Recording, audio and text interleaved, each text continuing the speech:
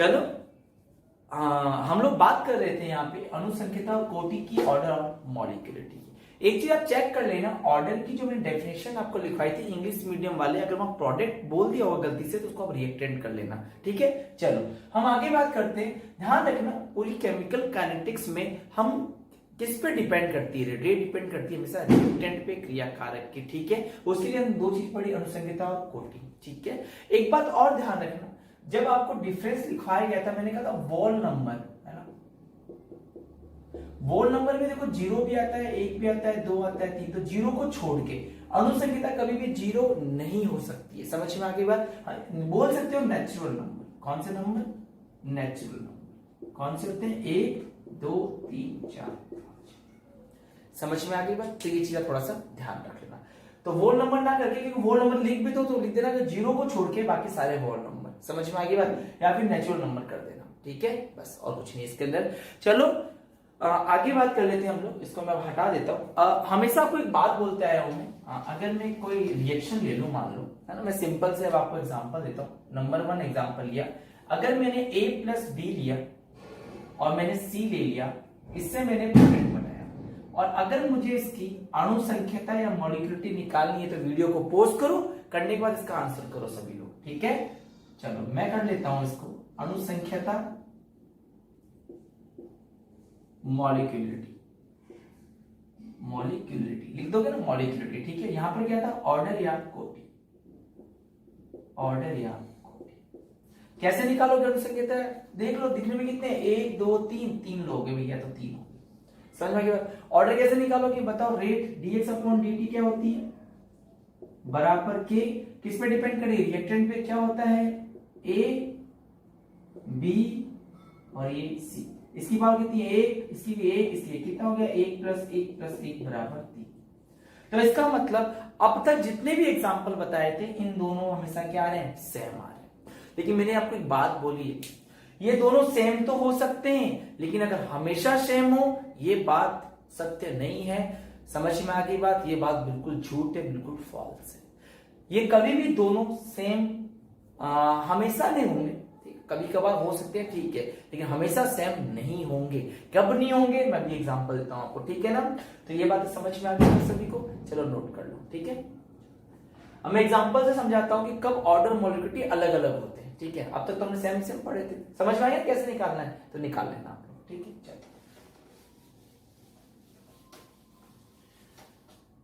चलो जी आगे बात कर लेते हैं हम लोग। ऐसे रिएक्शन की बात कर लें जिसके अंदर ऑर्डर एंड मॉलिक्यूलिटी आर डिफरेंट, है ना, दोनों डिफरेंट होते हैं। तो पहला एग्जांपल ले रहा हूं मैं, H2 + Cl2, यहां लिखा हुआ है H, ठीक है, और इससे बनाएगा 2HC। इससे हमको पूछ ले इसकी मॉलिक्यूलिटी कितनी होगी और इसका ऑर्डर कितना होगा।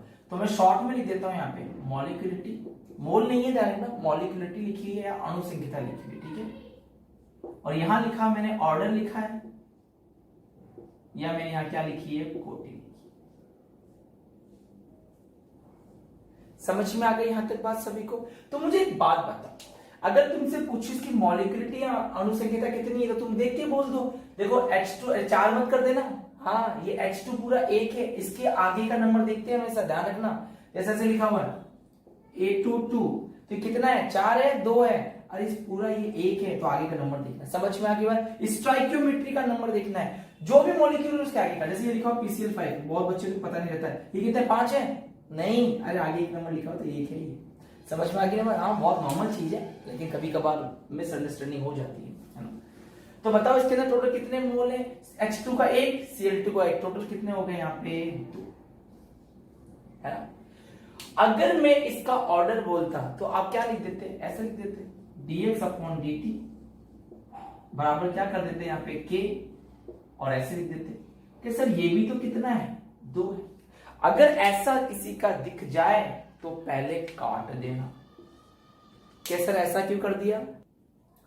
कि सर ऐसा क्यों नहीं किया आपने?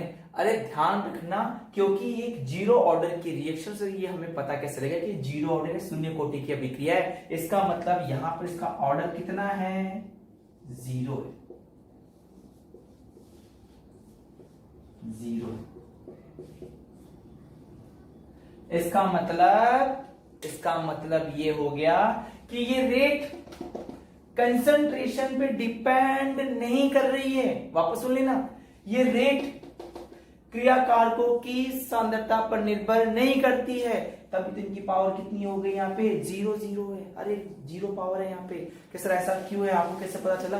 तो आपको भी इनके एग्जाम्पल याद रखना है ना। बिल्कुल इन सबको निकालने का तरीका होता है कि कब करती है कब नहीं करती है, लेकिन आपके सिलेबस में इतना लेंथी नहीं दे रखा है। आपके सिलेबस के एग्जाम्पल दे रखे कि ये फर्स्ट ऑर्डर रिएक्शन होती है, ये 0 ऑर्डर होती है, ये सेकेंड ऑर्डर होती है।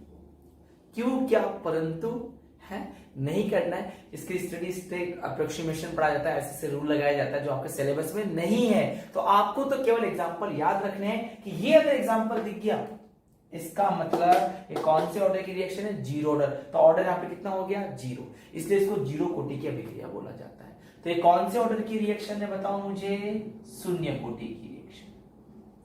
इसको याद रखना है, 0 कोटि अभिक्रिया। और ध्यान रखना ये हम प्रूफ कर सकते हैं, लेकिन तुम्हारे सिलेबस में नहीं है तो इसलिए नहीं कर रहा हूं। किसी को जानना तो बोल देना, करके दिखा दूं किसी से।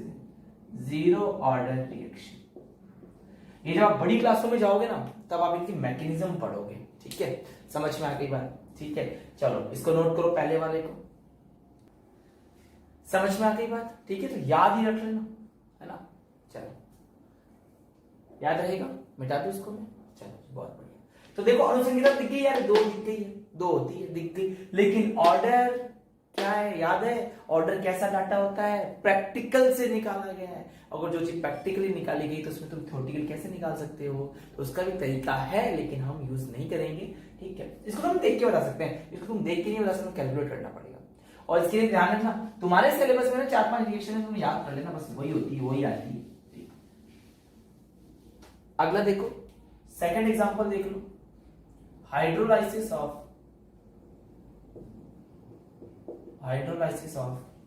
एस्टर। एस्टर बोलते हैं, एस्टर बोलते हैं, एस्टर इन द प्रेजेंस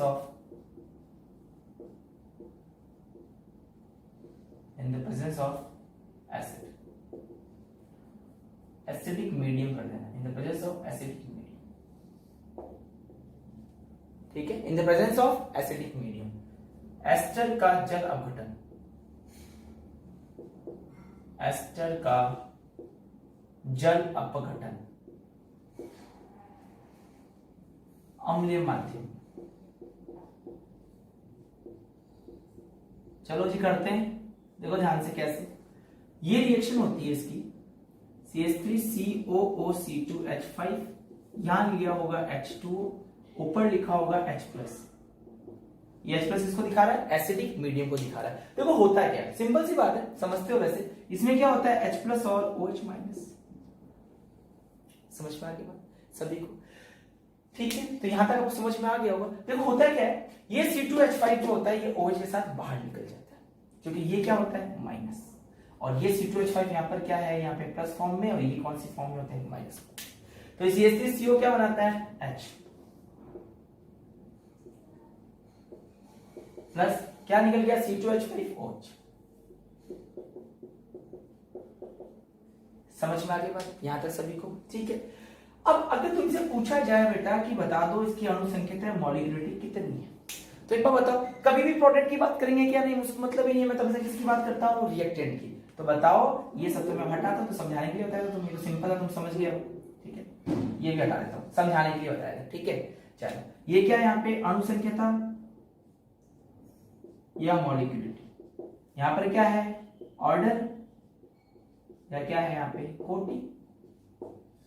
चलो खुद दिमाग लगाओ, अणुसंख्या मॉलिक्यूलरिटी कितनी होगी बता दो। अरे अब तो बता दो कि सर बिल्कुल एक ये रहा, एक ये, 2 तो नहीं है ना? अरे चिपके हुए हैं, एक ही है ना, 1 और 1 2। तो ये तो देख के बता दिया। तुम देख के क्यों बता रहे हो, इसको बताएगा कोई मुझे? क्योंकि याद हो, मैंने बताया था, ये एक कैसा डाटा होता है, थ्योरेटिकल डाटा होता है, देख के बता सकते हो। लेकिन ये कैसा डाटा है, प्रैक्टिकली। देखने में देखो ये भी क्या लिख रहा है, 2, तो तुम इसकी रेट कैसे लिखते हो बताओ, रेट है कैसे लिखते हैं बताओ, क्या लिख देते हैं, ब्रैकेट में क्या लिख देते हैं, CH3COOC2H5, और यहां क्या लिख देते, H2। जैसे ये लिखते तुम बोलते थे इसकी पावर 1, इसकी पावर 1 कितने ऑर्डर की, 2 ऑर्डर की। लेकिन अगर ऐसा करते ना गलत हो जाता। कैसे क्यों गलत हो गया? क्योंकि यहाँ पे H2 एक्सेस में होता है। किसमें होता है? एक्सेस, आधिक्य में होता है। अब तुम एक बात बताओ, तुम निकाल क्या रहे हो? जैसे हम रेट ऑफ रिएक्शन निकाल रहे हैं, किसका निकाल रहे हो? जो स्लो से होता है। ये तो दिखाई दे रहा है साफ साफ रिएक्शन में H2O तो बहुत ज्यादा मात्रा में, और जो बहुत ज्यादा मात्रा में होता है उसको हम ऑर्डर में कैलकुलेट नहीं करते हैं कि सर आपको कैसे बताऊं, मुझे सब पता है। तो तुम्हें ये एग्जांपल याद रखना है, ठीक है? कुल मिला के बात इतनी है। तो इसकी रेट क्या हो जाएगी? तो बेटा इसकी रेट ये हो जाएगी, रेट बराबर क्या आ गया? K CH3COO2H5+, ये होगा। बताओ इसकी पावर कितनी है? A। तो बताइए कौन से ऑर्डर की रिएक्शन हो गई? फर्स्ट ऑर्डर, प्रथम कोटि, फर्स्ट ऑर्डर। ठीक है, नीचे नहीं दिखाई दे रहा होगा, ठीक है, मैं साइड में लिख देता हूं। ये कौन से ऑर्डर की हो गई? प्रथम कोटि की।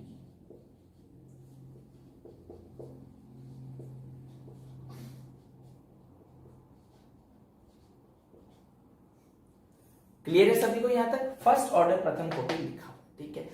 चलो जी, इतना तो समझ में आ गई। तो मुझे एक बात बताओ, दिखने में कितने की लग रही है? 2 की, लेकिन है कितने की? 1 की। तो भूत जैसा लग रहा है कि सर भूत है, लेकिन भूत है ही नहीं है। तो सर दिखने में कितनी लगती है? 2 की, लेकिन है कितनी? 1। इसलिए इसको, इसका एक और नाम होता है भूत रिएक्शन बोलते हैं इसको, छद्म कोटि की अभिक्रिया। क्या बोला? छद्म कोटि की अभिक्रिया भी बोलते हैं। कि सर पहले वाले को बोल देंगे, मत बोलना, फर्स्ट ऑर्डर वाले को अधिकतर को बोलते हैं, ठीक है। कौन सा ऑर्डर की हो गई? छद्म कोटि अभिक्रिया।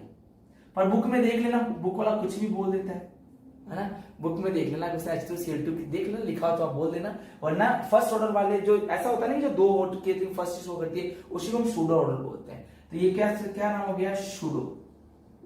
देखना, PSEUDO है ना, सूडो ऑर्डर रिएक्शन। आभासी रिएक्शन भी बोलते हैं, आभासी अभिक्रिया, आभासी अभिक्रिया। सारे नाम याद रहेंगे। छद्म कोटि की अभिक्रिया, सूडो ऑर्डर रिएक्शन। समझ में आई बात? ऐसा क्यों बोला? क्योंकि हमें लगता है कि ये 2 ऑर्डर है, लेकिन कितनी है? 1 ऑर्डर, इसलिए छद्म कोटि। और तुम कभी नहीं भूलोगे इस रिएक्शन को, याद रखना, भूत अभिक्रिया बोलते हैं। क्या बोलते हैं? भूत अभिक्रिया। दिखने में तो 2 की दिख रही, लेकिन है कितनी? 1। तो सूडो ऑर्डर रिएक्शन। समझ में आगे बात? नोट कर लो फटाफट, चलो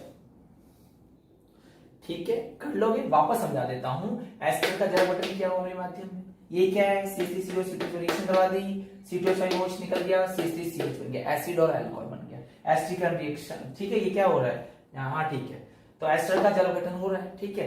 देखो फिर आगे क्या किया मैंने? अनुसंख्यता मॉलिक्यूलरिटी ऑर्डर छाटो आप। तो आपने क्या किया कि सर अनुरूपता दिख रही है, ये रहा 2 हो गया, दिख रहा है ये तो, ठीक है। लेकिन ये अगर मैं इसको ऐसे लिखता था तो हमेशा ये तो कर रहे थे, ए और बी ऐसे तो कर रहे थे यार। एक पावर कितनी हो गई? 2 हो गई। तो 2 का मतलब तो सर ये हो गया कि तो 2 होनी चाहिए, तो सेकंड ऑर्डर होनी चाहिए। इसकी ऑर्डर या कोटि कितनी होनी चाहिए? 2 होनी चाहिए। द्वितीय कोटि की अभिक्रिया या सेकंड ऑर्डर रिएक्शन हो जानी चाहिए। लेकिन ऐसा नहीं होता है, क्योंकि भूत रिएक्शन है। और ध्यान रखना, भूत सपनों में आता है कि है वहां कोई है, दिखाई दिया कभी? हम जब मुझे दिखते रहते हैं, मुझे तुम भूत से कम हो गए सारे। मजाक कर रहा हूँ, बिल्कुल भूत होता है भाई, मैं तो मानता हूँ। मैं तुम्हारा नहीं बता, विश्वास नहीं फैला रहा हूँ, होते हैं तो डरा करो। रसायन देता नाम का भी भूत है, पाप देता है, नहीं पढ़ाई करते हो तो, ठीक है, मिटा दो।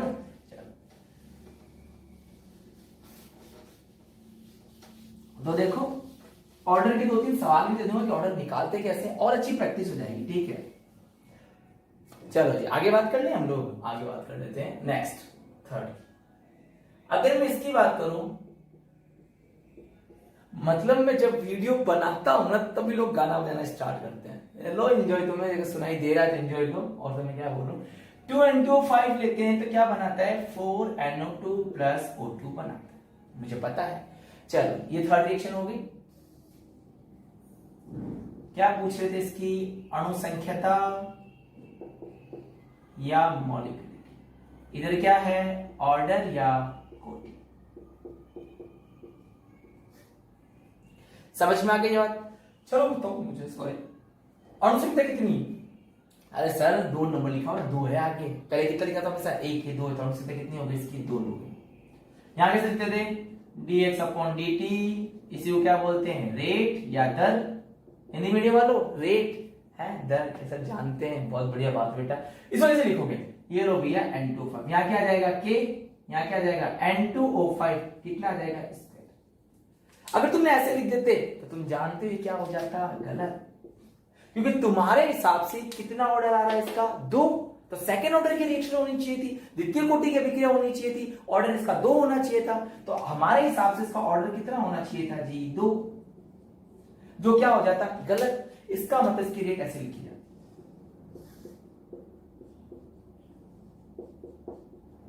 N2O5 और ये 5।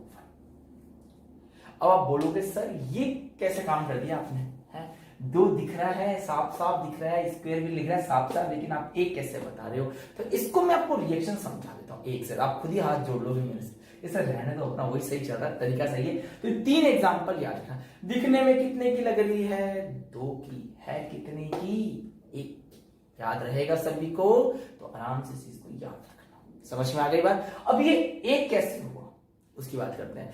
एक बात ध्यान रखना, मुझे एक बात, तो रिएक्शन को कौन से तौर पे पढ़ा जाता है, स्लो रिएक्शन पढ़ी जाती है, हमेशा धीमी गति की रिएक्शन पढ़ी जाती है, ये बात तो मैं जानता हूं।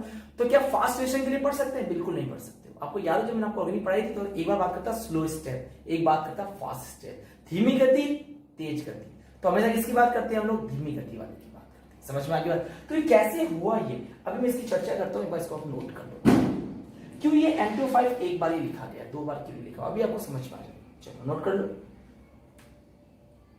कर लिया नोट, अब थोड़ा तेज हो यार, है कर लो, ठीक है हो गया।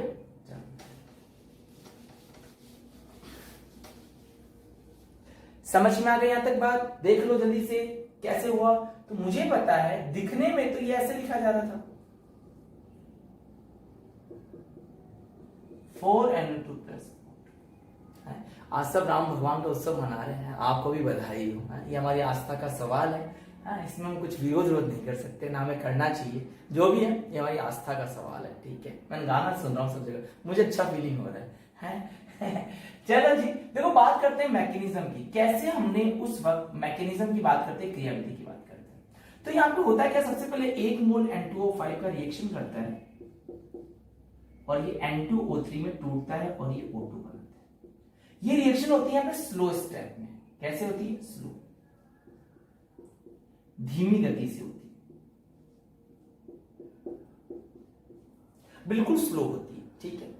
आगे ये N2O3 जो है वो आगे रिएक्शन करता है और टूट जाता है NO प्लस NO2। समझ में आ गई।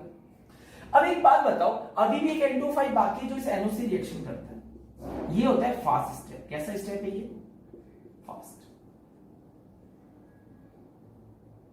तेज बोल दो, फास्ट और क्या बोल सकता हूं मैं, है? ये स्लो से धीमी गति, मंद गति, ये तेज गति है,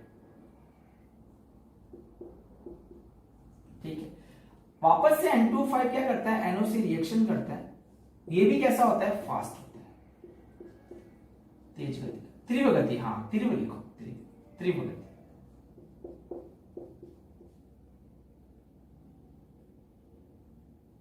लिख दिया तो कोई बात नहीं, ठीक है जी। ये जुड़ जाता है और ये जुड़ के ये बनाते हैं 3NO2, देखो सब बैलेंस है, ठीक है। आराम से देखो कितने नाइट्रोजन यहाँ पे, देखो 3 और ये 6, 3 तो 6 हो गया। अब जो कटा उसको काट, देखो N2O3 से N2O3 कट गया, ठीक है, NO से NO कट गया, देखो इधर क्या बच गया, देखो इधर 2N2O5 बच गया। अच्छा इधर देखो क्या बच गया, इधर देखो 3 और 1 4NO2 बच गया और ऊपर एक O2 बच गया।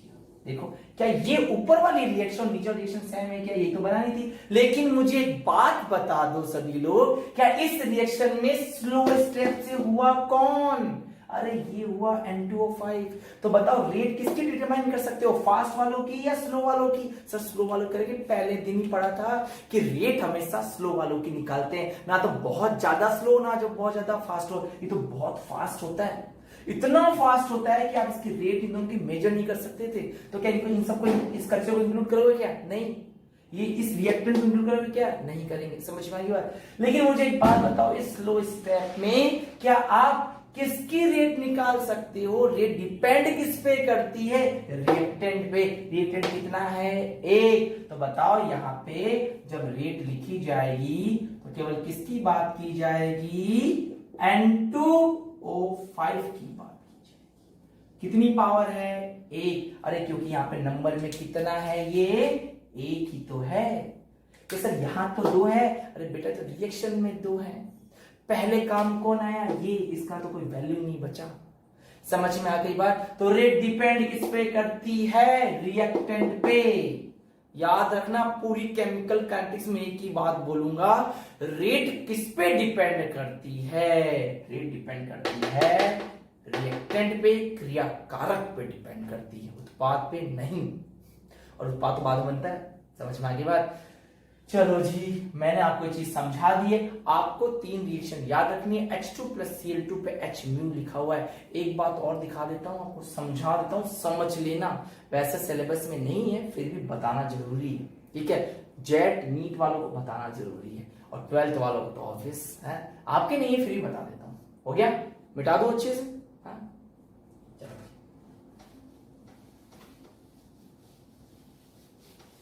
तो लिख लेना। देखो एक बार ऐसे लिखा हुआ है,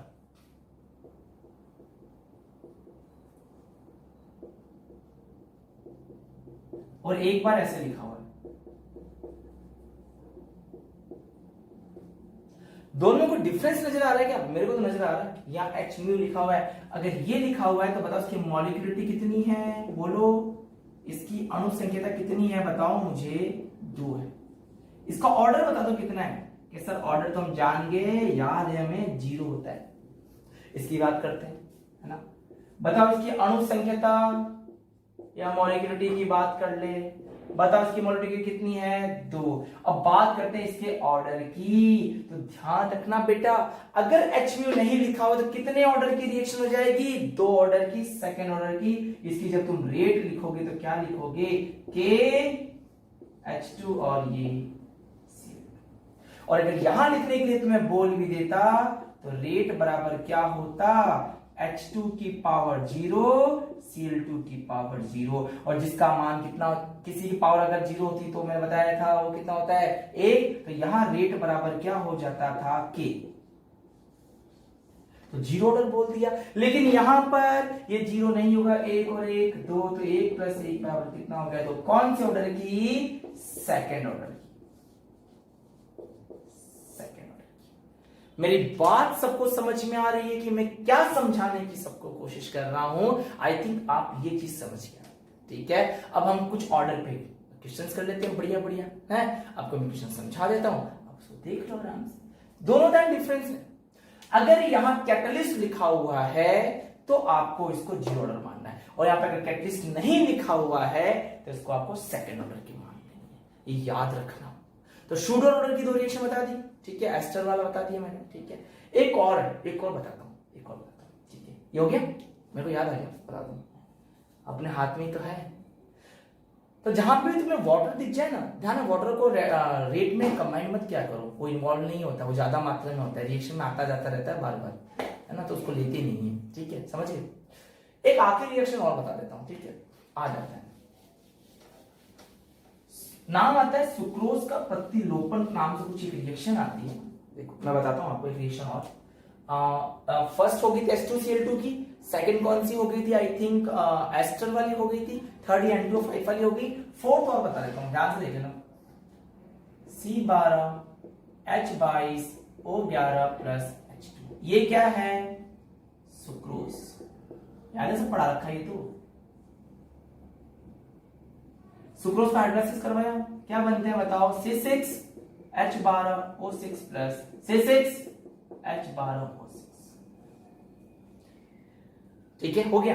चलो बताओ इसकी मॉलिक्यूलरिटी कितनी है, उधर देखना, उधर मत देखना कभी भी, मैं धाना फांसी लगा दूं ना।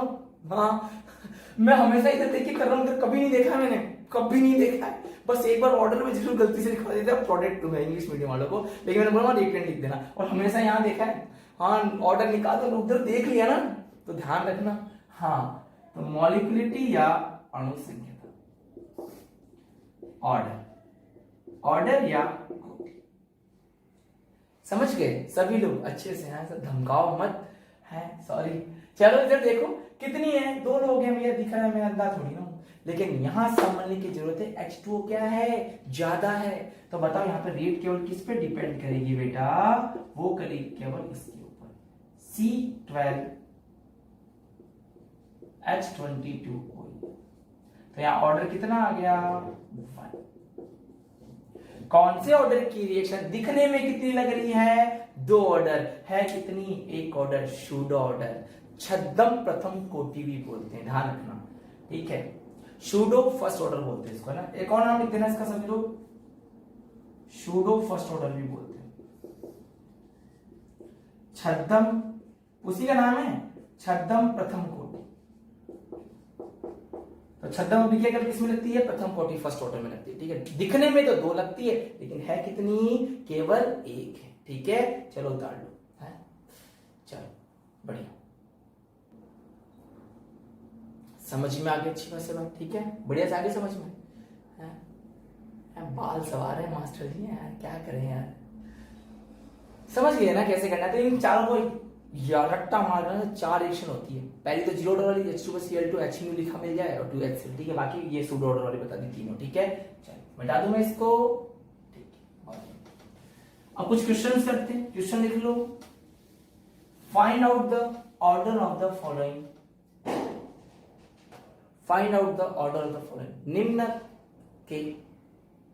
निम्न के कोटि ज्ञात करो, ठीक है। पहला लिखा हुआ है रेट बराबर के ए और बी। क्वेश्चन नंबर 2 लिखा हुआ है रेट बराबर के ए का स्क्वायर। सबका ऑर्डर निकालना है, ठीक है। रेट बराबर के ए बी सी, रेट बराबर कि हाफ 3/2, बताया ना, फ्रैक्शन में हो सकती है, इस तरीके से हो सकती है, ठीक है। 5th नंबर देखो, रेट बराबर के हाफ एंड, इसको मैं कर देता हूं यहाँ पे, इसको भी हाफ कर देता हूँ। सभी का निकालना स्टार्ट कर दो, वीडियो को पॉज करो। कर लिया होगा अब तक तो तुम लोगों ने, बहुत स्पीड वाले हो तुम लोग। चलो 1 मिनट का टाइम है, फटाफट कर लो। अरे ऑर्डर निकालना है सबका, क्या निकालोगे, ऑर्डर। सर ये करके बता दो प्लीज, अरे देख लो यार, कितना, 1 प्लस 1 बराबर 2। अब रुक जाओ, अब तुम कर लेंगे। कितना है यहाँ पे, 2, यहाँ पर कितना है देखो, ये 1 है, 1 प्लस 0 बराबर 1।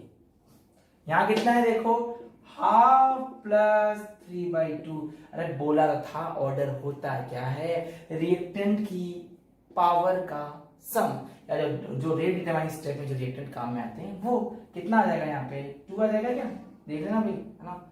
2 लिया, आ जाएगा, तो क्या जोड़ रहा हूं उसको, ठीक। यहाँ कितना आ जाएगा बताओ, हाफ प्लस हाफ,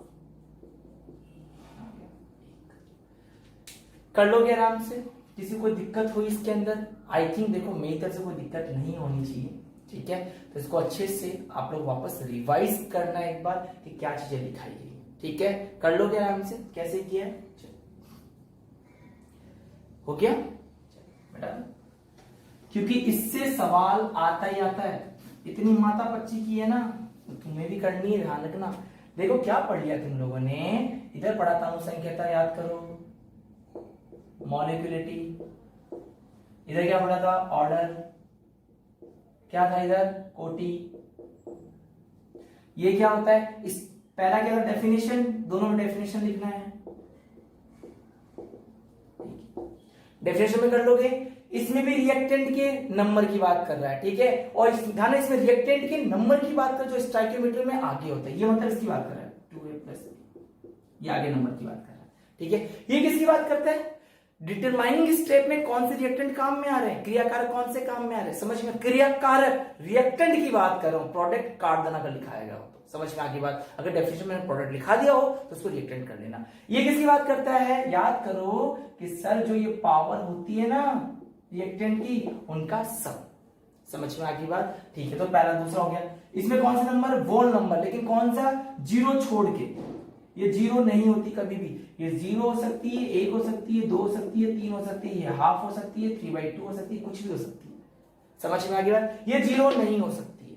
तो वोल, इसमें सारे वोल नंबर आ गए, है ना, सारे हाफ 3/2 सारे नंबर आ गए। इसके अंदर वोल नंबर तो रहेंगे, लेकिन कौन सा? जीरो वाला छोड़ के, या फिर नेचुरल नंबर बोल दो सीधा सीधा। समझ में आ गया? प्राकृतिक नंबर। तीसरा, ये कैसे दाता होते हैं? थ्योरेटिकल। ये कैसे होते हैं? प्रैक्टिकल। समझ में आ गई बात? ठीक है। और एक सबसे इंपॉर्टेंट लाइन, दोनों बराबर तो होते हैं लेकिन हमेशा नहीं।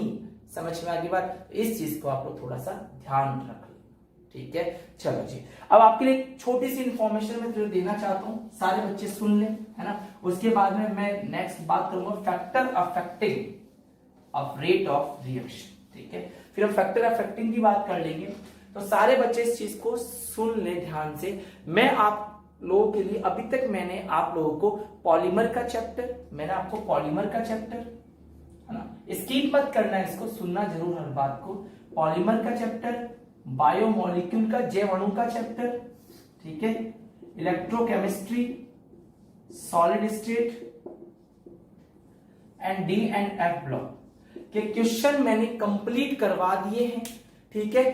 तो आपको क्या करना है, देखो वो क्वेश्चंस बोर्ड में आने वाले हैं, उनके जो क्वेश्चन आंसर लिखवाए जाते हैं, ये मान के चलो आपको मैं एक ऐसी कॉपी बनवा रहा हूं ना बेटा, लास्ट टाइम आपको कहीं से कुछ नहीं पढ़ना, उस कॉपी को उठाओ, क्वेश्चन आंसर कैसे आते उनको पढ़ो, और मैं भरोसा दे रहा हूं जो उस कॉपी को पूरा याद कर देगा ना, वो 100 में से 100 नंबर पाएगा, आई प्रॉमिस।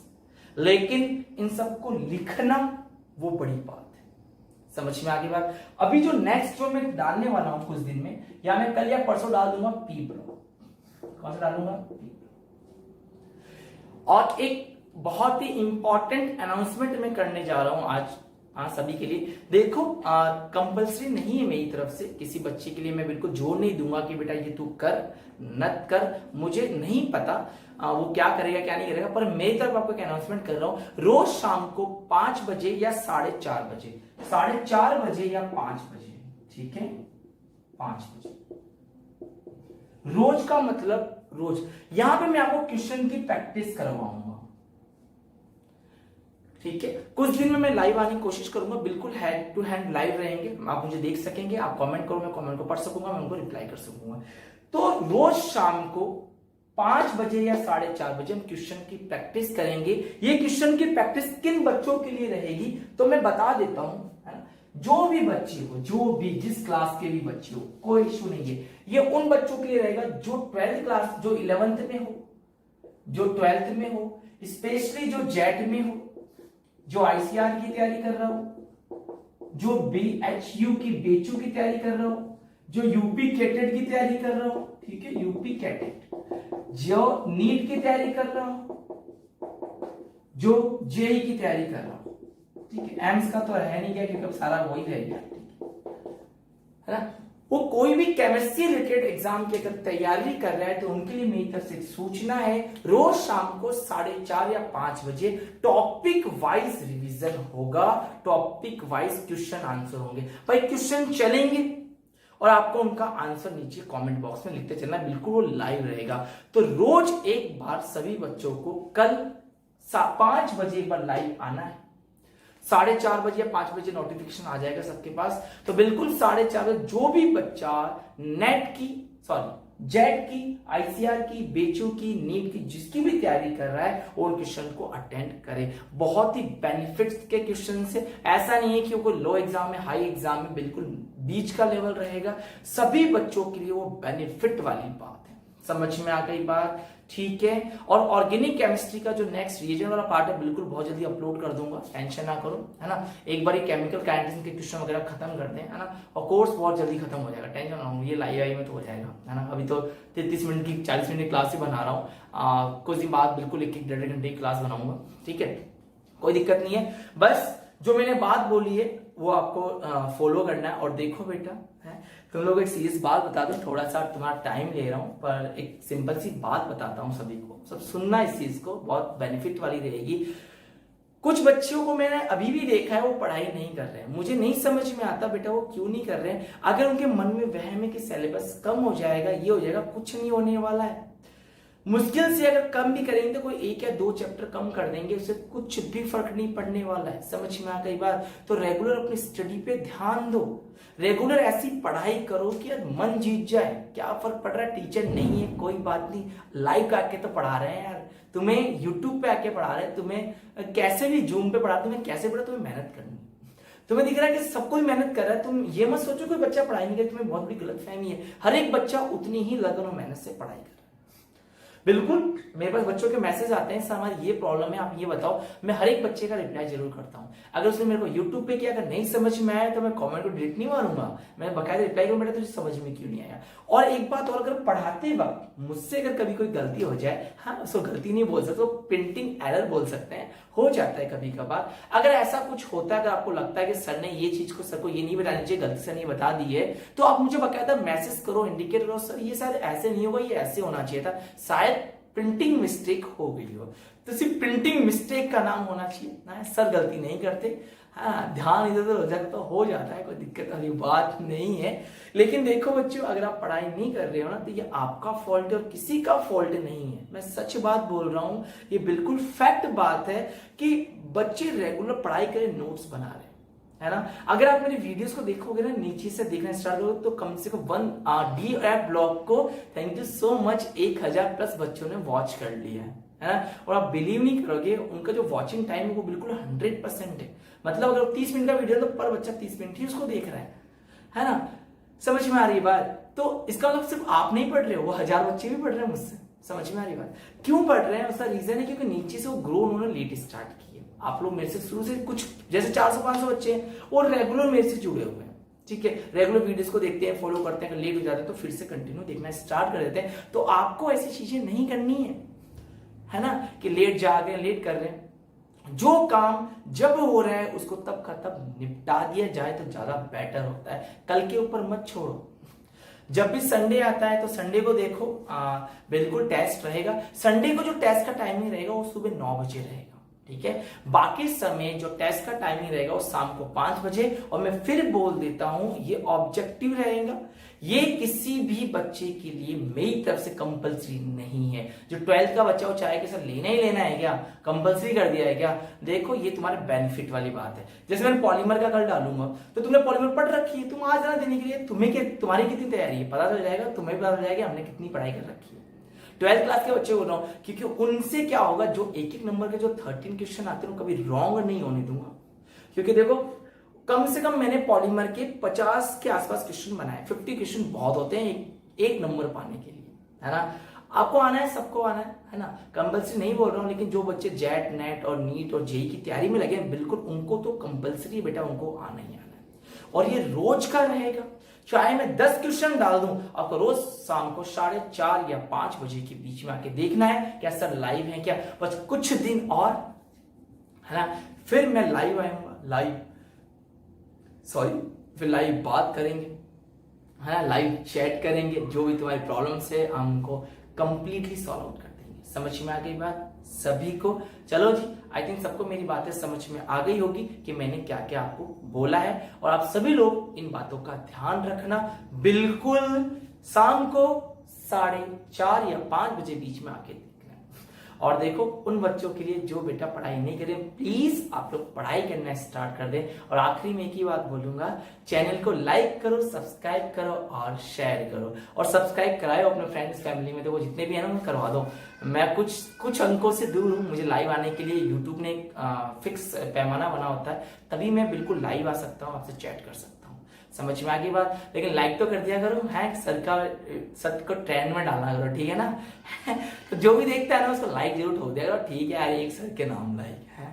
चलो कोई बात नहीं, वो कोई दिक्कत वाली बात नहीं है, बस आप लोग पढ़ाई कंटिन्यू करो, है ना। मेरी यही मनोकामना है, आपके साथ शुभकामना है। कोई भी प्रॉब्लम, मैं हूं ना, कोई भी क्वेश्चन हो आप मुझे बिल्कुल मैसेज कर सकते हो, कमेंट बॉक्स में लिख सकते हो। और ध्यान रखना, आपके डिस्क्रिप्शन खोल के दिया करो, उसके अंदर टेलीग्राम का, उसमें इंस्टा का, उसमें व्हाट्सएप ग्रुप लिंक है, उसमें हर एक चीज का लिंक है, कहीं पे भी जाके मुझसे आप जुड़ सकते हो। समझ में आ गई बात? तो डिस्क्रिप्शन खोल के देख लिया करो, ठीक है। और ब्लॉगर पे जाना ही है, रोज जाके विजिट करना है कि नोट्स है या नहीं है, क्योंकि वो रोज मैं शेयर नहीं कर सकता हूँ। आई थिंक आपको मेरी सारी बातें समझ में आ गई होगी कि मैंने क्या क्या आपको बोला है। तो इन सभी बातों का आप लोग ध्यान रखेंगे और रोज डिस्क्रिप्शन को चेक करना है। Okay, all the best.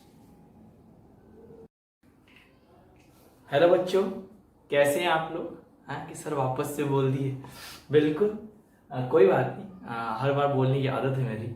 चलो देखो, यहाँ पर हम बात कर रहे थे रासायनिक बलगतिकी, हम पहुंच चुके हैं। और मैंने आपको बोला था कि रोज शाम को 4:30 बजे क्वेश्चन प्रैक्टिस होगी। बिल्कुल होगी, रोज होगी, जैसे आज हुई थी वैसे कल भी होगी, ठीक है। चलो जो दे रहे हैं अच्छी बात है, जो नहीं दे रहे और भी अच्छी बात है, एज ए विश।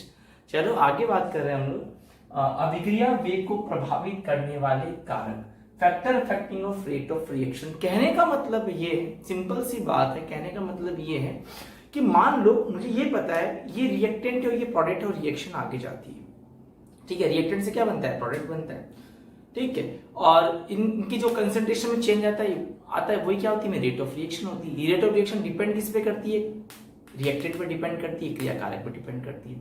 और भी किस किस चीज पे डिपेंड करती है कि अगर मैं रेट ऑफ रिएक्शन को अगर मुझे बढ़ाना हो या कम करना हो तो ऐसे कौन कौन से फैक्टर को इंक्लूड कर दूं, कौन कौन से ऐसे कारक को मैं उसके अंदर अप्लाई कर दूं ताकि रेट ऑफ रिएक्शन या तो ज्यादा हो जाए या कम हो जाए। और हम क्या चाहेंगे कि हमारी रेट ऑफ रिएक्शन क्या हो? ज्यादा हो, क्योंकि रेट ऑफ रिएक्शन जितनी ज्यादा होगी उतना ज्यादा क्या बनेगा? मेरा प्रोडक्ट बनेगा। समझ में आ गई बात? तो देखो यहाँ पर मैंने कुछ फैक्टर लिखे जो अपने बुक में इंडिकेट कर रखे, तो आपको इन्हीं फैक्टर के बारे में पढ़ना है। अब बात रही थ्योरी की, तो इसकी मैं थ्योरी नहीं लिखवाने वाला, जैसा मैं आपको लिखवा रहा हूं वैसा कॉपी में नोट कर लेना और बुक से एक बार पढ़ लेना, आपको एक एक वर्ड समझ में आएगा। समझ में आ गई मेरी बात? समझाने का इसके अंदर जो मेनली है वो उत्प्रेरक है डी वाला, इसको मैं पूरा एक्सप्लेन करूंगा। एक्सप्लेन तो मैं इन सबको भी करूंगा, इतना लिखवा दूंगा ना सफिशिएंट रहेगा।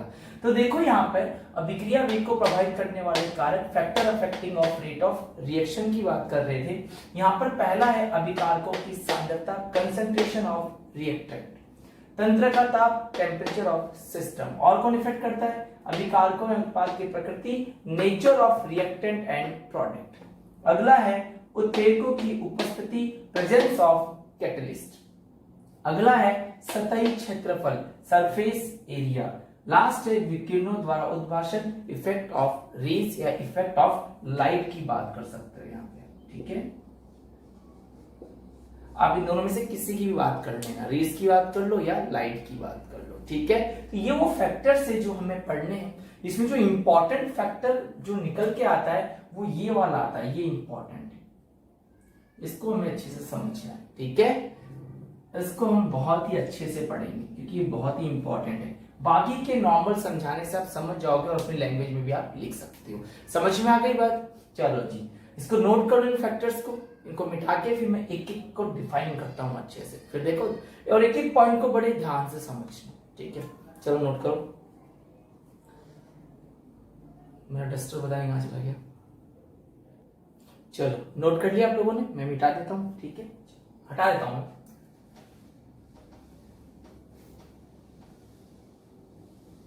तो ये थोड़ा सा आप लोग ध्यान रख लेना। पहला हम लोग पढ़ते हैं, फर्स्ट है अभिकारकों की सांद्रता।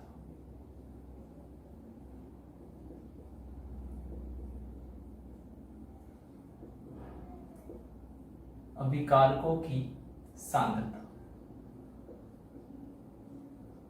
कंसंट्रेशन ऑफ रिएक्टेंट, ठीक है जी, इसकी बात कर लेते हैं।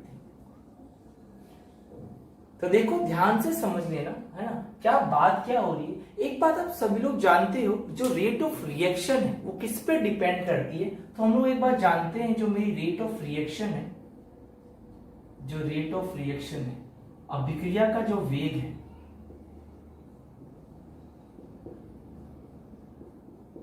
वो किस पे डिपेंड करती है? वो डिपेंड करती है क्रियाकारकों की सांद्रता पे। यही पढ़ते हैं शुरू से, क्रियाकारकों की सांद्रता पर निर्भर करती है, ठीक है। Concentration of reactant. ये बात हम जानते हैं। इसका मतलब ये बढ़ेगा तो ये भी बढ़ेगा, ये घटेगा तो ये भी घटेगा।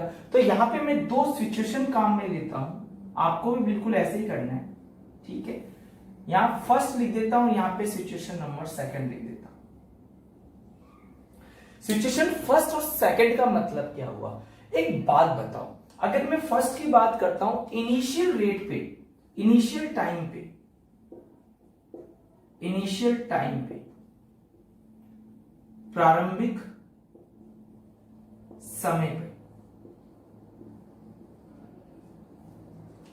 बताओ प्रारंभिक टाइम होगा, मतलब इनिशियल मतलब रिएक्शन स्टार्ट नहीं किया, मतलब टाइम कितना है अभी? 0 है। अब तुम एक चीज सोच के बता दो मुझे यार, जब टाइम 0 होगा, तुम बोल दिया, आप बोलना था, सॉरी हाँ, तुम सोच के बता दो, आप लोग सोच के बता दो, अगर टाइम 0 हो गया तो तुम्हारे पास रहेगा कौन? मैं तो बात करता हूं हमेशा रिएक्टेंट से, किसकी बात करता हूं? प्रोडक्ट की। तो टाइम 0 पे तुम्हारे पास ज्यादा कौन सा रहेगा? रिएक्टेंट रहेगा, क्रियाकारक। हिंदी मीडियम इंग्लिश में सुन लो, मैं साथ में बोलूंगा, रिएक्टेंट मतलब क्रियाकारक, प्रोडक्ट मतलब उत्पाद, ठीक है। तो इसका मतलब तुम्हारे पास है क्या? रिएक्टेंट ज्यादा है। बताओ अगर रिएक्टेंट ज्यादा है तो बताओ रिएक्टेंट किस में कन्वर्ट होना स्टार्ट हो जाएगा? प्रोडक्ट में। समझ में आ गई बात? तो शुरुआत में रिएक्टेंट क्या है? ज्यादा। तो कहने का मतलब यह है, यदि क्रियाकारकों की सांद्रता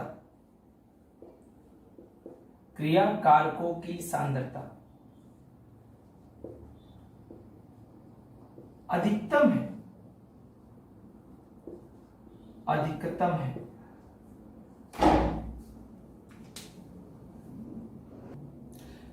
गेट पे फिर से कोई आ गया तो मतलब क्रियाकारकों की सांद्रता क्या होगी? अधिकतम होगी, मैक्सिमम होगी। तो कंसंट्रेशन ऑफ रिएक्टेंट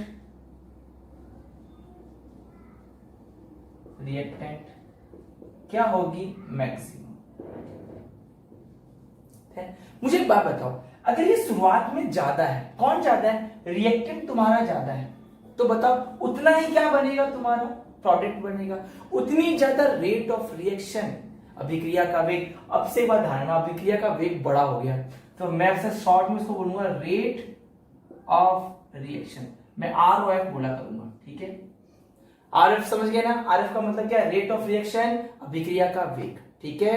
सब समझ गए? आर ओ एफ का शॉर्ट फॉर्म, ठीक है ना, शॉर्ट फॉर्म हो गया आर एफ। इसका फुल फॉर्म क्या है? रेट ऑफ रिएक्शन, अभिक्रिया का वेग। Rate of reaction, R O R बोलना पड़ेगा ना, rate of reaction. R of कैसे बोलूंगा? रेट ऑफ रिएक्शन, अभिक्रिया का वेग, आर ओ आर चलेगा आज के बाद, ठीक है ना।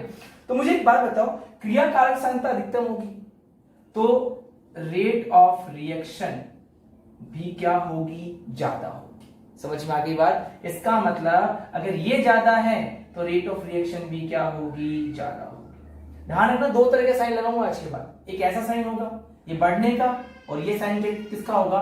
घटने का। इसका मतलब क्रियाकारकों की अगर सांद्रता बढ़ती है तो बताओ, इसको हटा के कर देता हूं, अगर इनकी कंसंट्रेशन बढ़ती है तो रेट ऑफ रिएक्शन भी क्या होती है जी? बढ़ती है। समझ में आ गई बात सभी को? ठीक है। इधर सेकंड की अगर मैं बात कर लूं तो सेकंड में क्या हो जाएगा कि क्रियाकारकों की सांद्रता समय के साथ, टाइम के साथ क्या होती चली जाएगी? कंसंट्रेशन कम, कि सांद्रता कम हो, ठीक है ना। तो बताओ मुझे, अगर ये कम होगी तो बताओ रेट ऑफ रिएक्शन भी क्या हो जाएगी? कम हो जाएगी, ठीक है। समझ गए सभी लोग? कंसंट्रेशन ऑफ रिएक्टेंट लिख दोगे, कंसंट्रेशन ऑफ रिएक्टेंट अगर डिक्रीज होगी तो बताओ रेट ऑफ रिएक्शन भी क्या? रेट ऑफ रिएक्शन भी क्या हो जाएगी? डिक्रीज हो जाएगी। इसका मतलब इस पूरी बात में एक लॉजिक तो समझ में आ गया कि रेट ऑफ रिएक्शन डिपेंड किस पे करती है? कंसंट्रेशन पे डिपेंड करती है। किसकी कंसंट्रेशन पे डिपेंड करती है? क्रियाकारकों की, रिएक्टेंट की कंसंट्रेशन पे डिपेंड करता है, जो मैं बात शुरू से बोलता आया हूं। मैंने हर वक्त यही बोला है, एक बार इंग्लिश मीडियम रिएक्शन प्रोडक्ट बोल दिया था, लेकिन हर वक्त मैंने यही बात बोली है कि रेट ऑफ रिएक्शन, अभिक्रिया का वेग, आर का मतलब हिंदी मीडियम वालों अभिक्रिया का वेग आर, ठीक है ना। रेट ऑफ रिएक्शन किस पे डिपेंड कर रही है? क्रिया कारकों की सांद्रता पे। ये बढ़ती है तो ये भी बढ़ती है, ये कम होती है तो ये भी क्या हो जाती है?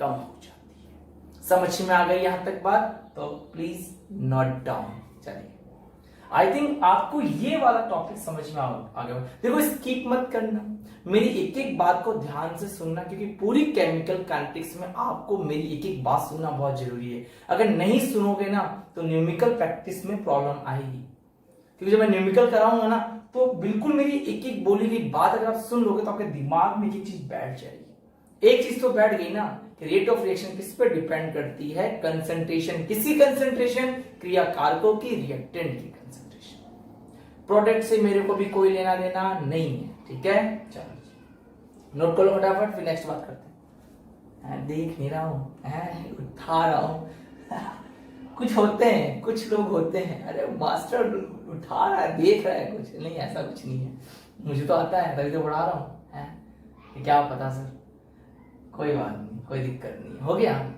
कर लो नोट। चलो हो गया यहाँ तक, कर लिया होगा। दोनों फैक्टर समझ में आ गई ना बात? ठीक है। देखो डायरेक्टली प्रोपोर्शनल होता है, कर लिया था मैंने कहा, अगर ये बढ़ेगा तो ये बढ़ेगा, ये घटेगा तो ये बढ़ेगा। दूसरा बढ़ते हैं।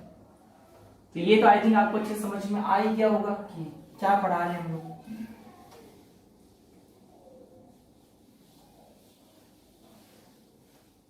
जो 2 नंबर है, 2 नंबर की बात करते हैं। शायद टेम्परेचर लिखवाया हुआ मैंने, देख लेना, नंबर कहीं तो हो जाए तो कोई टेंशन की बात नहीं है ना।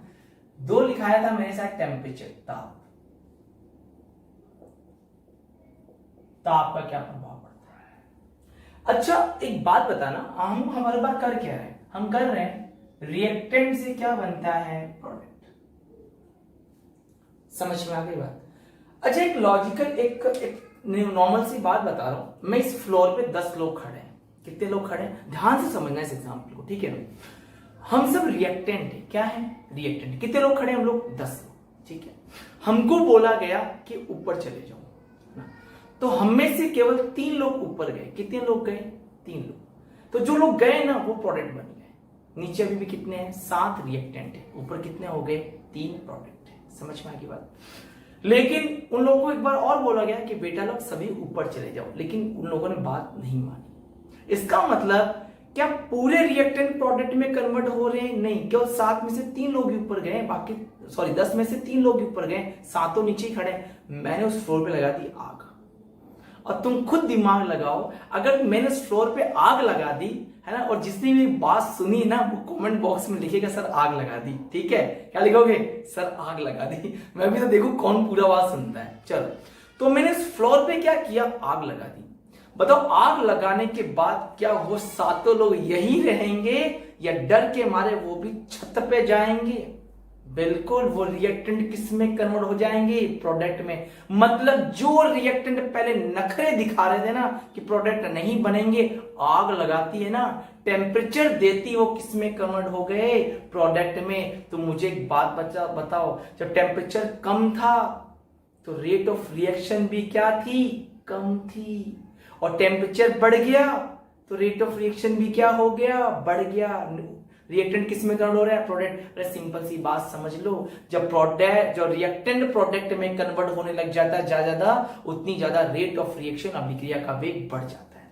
तो यहां पर भी हम 2 फैक्टर पढ़ सकते हैं, 2 बातें पढ़ सकते हैं कि जब टेम्परेचर को बढ़ा दिया जाए, टेम्परेचर को मैक्सिमम कर दिया जाए, और एक बार टेम्परेचर को न्यूनतम या मिनिमम कर दिया जाए, तो मैंने अभी आपको बता दिया जब टेम्परेचर ज्यादा होगा तो रिएक्टेंट के मोल या जो भी एटम्स वगैरह है, जो भी आयंस, वो किस में कन्वर्ट हो जाएंगे? फटाफट प्रोडक्ट में।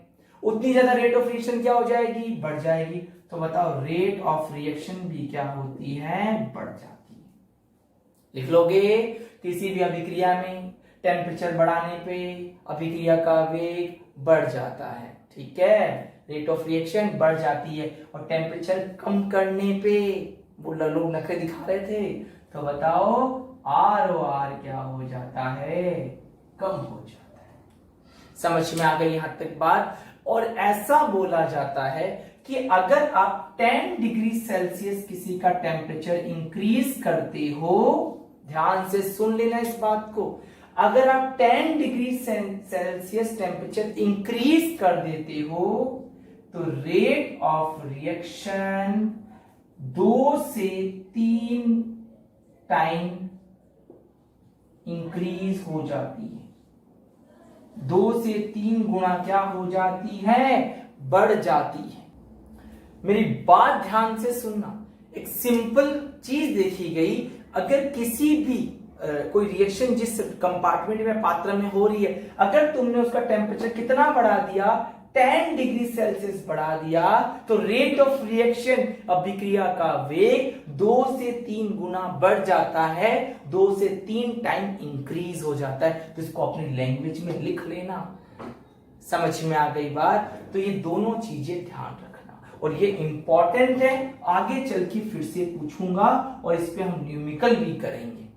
समझ में आ गई बात। और अगर मान लो इन दोनों में से पूछ रहे 2 या 3 के लगभग होता है, तो ज्यादा ही पूछे तो 2 मान लिया करो। समझ में आ गई बात। 2 या 3 में से पूछ रहे 1 तो 2 मान लो, लेकिन अपने को हमेशा बीच का बोलना है। आई थिंक आपको चीज समझ में आ गई बात। एक बार सबको बोल देता हूं, भले कम लिखवा रहा हूं, है ना, लेकिन मैं जो बातें बोल रहा हूं मेरी एक एक बात सुनना, ठीक है। समझ में आ गई यहां तक बात। चलो इस चीज को नोट कर लो, फिर हम आगे बढ़ते हैं। हो गया, मिटा दो, ठीक है। अगला है तीसरा point, nature of reactant and product. Third point लिख रहा हूं मैं यहां पे, nature of reactant and product. उत्पाद और क्रिया कारकों की प्रकृति। लिख लोगे ना सभी लोग, क्या मतलब हुआ। अच्छा मुझे एक बात बताओ, नेचर का मतलब क्या हो गया। एक बात सभी लोग जानते हो कि ए और बी, है ना, किसी एक्स या वाई से रिएक्शन करके, मान लेते हैं ऐसे ही मान लिया, यहां चलो सी और डी लिख देता हूं, चलो, करके ए या सी प्लस बी या डी बना रहे हैं। समझ गए। कुछ लोग ये भी सोचेंगे सर ए को डी से क्यों जोड़ा, जोड़ देना भाई, कोई बात नहीं, ये तो एग्जांपल है, ठीक है। ए को डी से जोड़ दो, ठीक है। तो इसका मतलब क्या हो गया कि रिएक्टेंट पहले बॉन्ड को ब्रेक कर रहा है, इसका मतलब ओल्ड वाले, पुराने वाले बॉन्ड टूट रहे हैं। समझ में आ रही बात। मेरी बात ध्यान से सुनो। मुझे एक बात बताओ, अगर इन दोनों को आपस में रिएक्शन करवानी है तो मुझे इस बॉन्ड को क्या करना पड़ेगा, ब्रेक करना पड़ेगा। और एक बात बताओ, जब ये बॉन्ड ब्रेक हो जाएंगे तभी तो ये जुड़ेंगे, और जुड़ के ये प्रोडक्ट बना लेंगे। तो पुराने बॉन्ड, ओल्ड बॉन्ड तो टूट जाते हैं और नए बॉन्ड की फॉर्मेशन हो जाती है। समझ में आ गई बात। अब एक चीज दिमाग लगाओ, ए और बी ने बोला बॉन्ड नहीं तोड़ेंगे, मना कर दिया, साफ साफ जिद्दी है तुम्हारी तरह, नहीं पढ़ेंगे सब तो नहीं पढ़ेंगे, कुछ भी हो जाए, तो इसने भी मना कर दिया नहीं तोड़ेंगे भाई। एक बात बताओ, ये टूटेगा ही नहीं तो क्या रिएक्शन होगी। जब रिएक्शन ही नहीं होगी तो काय का विक्रिया का वेग, काय की रेट ऑफ रिएक्शन, और काय की रेट ऑफ रिएक्शन तो काय का केमिकल काइनेटिक, और काय की केमिकल काइनेटिक, काय की केमिस्ट्री। क्यों फालतू दिमाग खराब कर रहे हो। समझ में आ गई मेरी बात है। सब कुछ खत्म करो ना, बॉन्ड ही मत तोड़ना भाई, केमिस्ट्री नहीं पढ़नी पड़ेगी। तो कुल मिलाकर कहने का मतलब ये कि पुराने बॉन्ड तो टूटते हैं और नए बॉन्ड की क्या हो जाती है, फॉर्मेशन हो जाती है। समझ में आ गई बात। इसलिए एक एग्जांपल है नंबर 1 कि NO की रिएक्शन जब O2 से करवाते हैं, है ना, तो ये दोनों ऑक्सीजन इसमें जोड़ दो, क्या बन जाएगा इसके अंदर, 2NO2 बन जाएगा, 2 2 4 2 नाइट्रोजन, ठीक है। और एक कार्बन मोनोऑक्साइड की रिएक्शन जब O2 से करवाते हैं, ठीक है, 2 मोल लेके, तो ये भी 2CO2 बनाता है, 2CO2 बनाता है, सॉरी, ये नाइट्रोजन ऑक्साइड, ठीक है, और ये कार्बन मोनोऑक्साइड, ठीक है। तो ये नाइट्रिक ऑक्साइड होता है वैसे तो। देखो जब इस NO को O2 से रिएक्शन गए तो NO2 बन गया, समझ में आ गई बात। और CO की भी O2 से रिएक्शन गए तो क्या बन गया, CO2। लेकिन इसकी रेट ऑफ रिएक्शन ज्यादा है, और इसकी रेट ऑफ रिएक्शन कम। इसका मतलब कहीं ना कहीं ये बॉन्ड आसानी से तोड़ के या जोड़ के, जैसा भी है, तोड़ के इस O2 से या जोड़ के इससे जुड़ रहा है आराम से। लेकिन ये जब इस O2 से रिएक्शन कर रहा है तो बड़ी मुश्किल से कर रहा है, मना कर देगा कि मेरे बॉन्ड तो नहीं हाथ लगाने दूंगा, लगाएगा तो टेम्परेचर वगैरह कुछ लगा, कुछ कैटलिस्ट डाल तो लगाने दूंगा। तो बताओ इसकी रिएक्शन तो क्या हो रही है, फास्ट, और ये रिएक्शन क्या हो रही है, स्लो। समझ में आ गई बात? ऐसा क्यों है?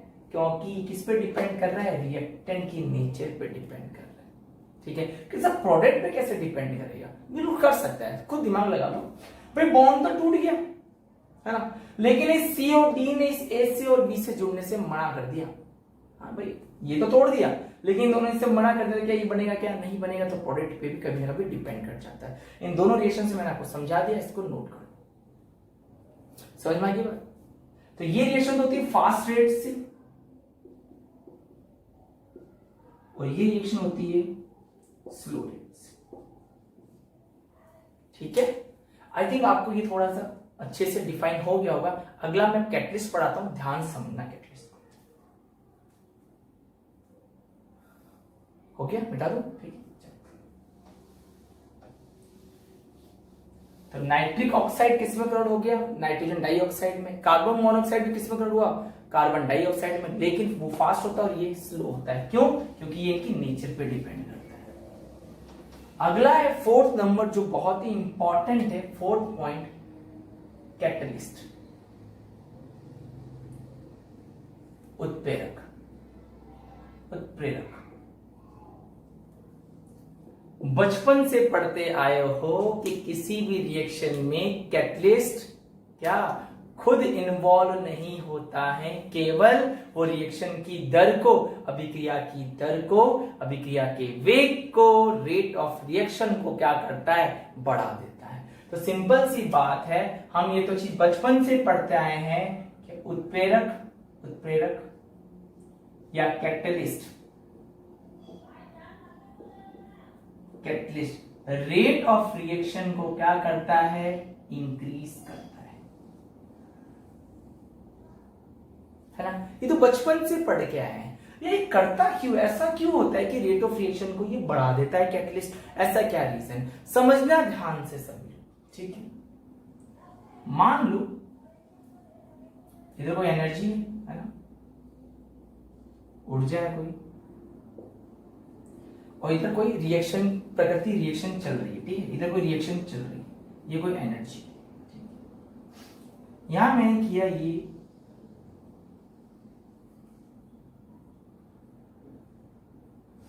अच्छा एक बात बताओ, रिएक्टेंट किसमें कन्वर्ट होता है, प्रोडक्ट में कन्वर्ट होता है। समझ में आ गई बात? तो थोड़ा सा समझ लेना, इसको मैं आगे और विस्तार से यार एक्सटेंड रूप से और पढ़ लेंगे यहाँ पे, थोड़ा समझ लेना। देखो इसका मतलब अगर रिएक्टेंट को प्रोडक्ट में कन्वर्ट होना है तो उसको इतनी सारी एनर्जी चाहिए, है ना। भाई देखो इस रास्ते से जाएगा और यहां आएगा और यहां से किस में प्रोडक्ट में, लेकिन देखो रिएक्टेंट के पास खुद के पास इतनी एनर्जी है, ही इतनी एनर्जी तो उसके पास ही है, ये वाली एनर्जी तो इसके पास ही, रिएक्टेंट की खुद की एनर्जी है, तो इसका मतलब इतनी एनर्जी उसको और चाहिए, है ना। इस एनर्जी को बोलते हैं हम लोग सक्रियण ऊर्जा। एक नया वर्ड है, कोई बात नहीं, सक्रियण ऊर्जा, एक्टिवेशन एनर्जी। इसको डिटेल में आगे चल के पढ़ लेंगे, अभी तुम लोग थोड़ा सा बस समझ जाओ कि जब रिएक्टेंट को प्रोडक्ट में कन्वर्ट होना होता है तो उसको एक एक्स्ट्रा एनर्जी की, अतिरिक्त ऊर्जा की आवश्यकता होती है, जिसे हम सक्रिय ऊर्जा कहते हैं। समझ में आ गई बात? ये रिएक्टेंट है और ये क्या है, प्रोडक्ट। तो आई थिंक आपको ये डायग्राम अच्छे से समझ में आ गया होगा कि देखो ये इतनी एनर्जी है ना, ये वाली देखो, ये वाली, ये तो रिएक्टेंट की खुद की एनर्जी है, इतनी तो देखो, इतनी तो है ही है ना, ये ग्राफ बता रहा है इसकी एनर्जी इतनी है, ये इतनी चाहिए, और किस में कन्वर्ट होने के लिए, प्रोडक्ट में कन्वर्ट होने के लिए। समझ में आ गई बात? उसी को मैं क्या बोलता हूं, एक्टिवेशन एनर्जी, को शॉर्ट में EAB रखते हैं।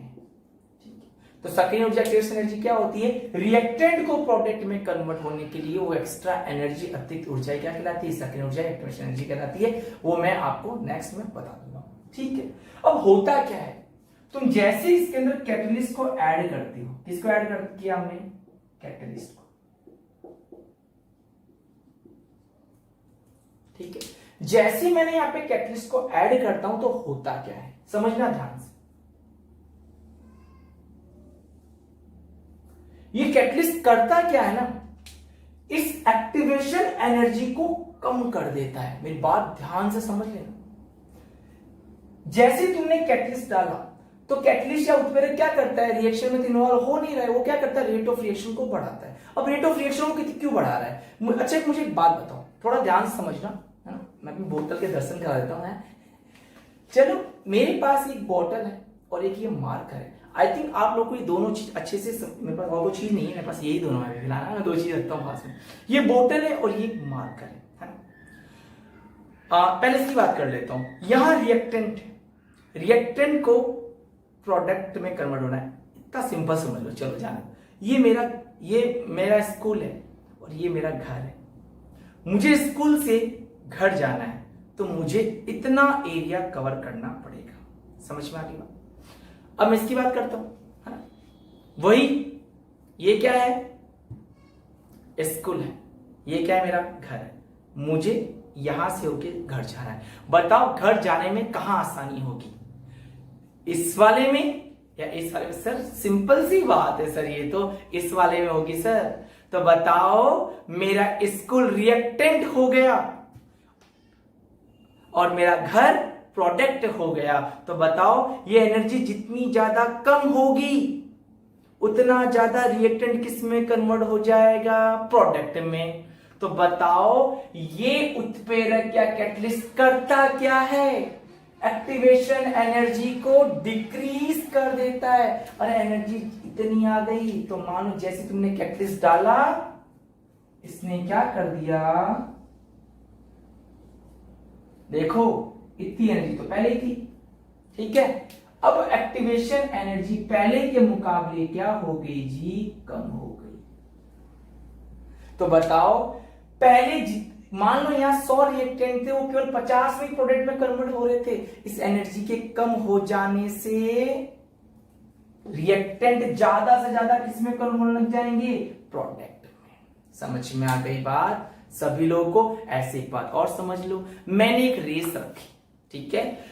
50 लोगों को इधर से दौड़ाया, 50 लोगों को इधर से दौड़ाया, ठीक है। बताओ कौन सी टीम जीतेगी?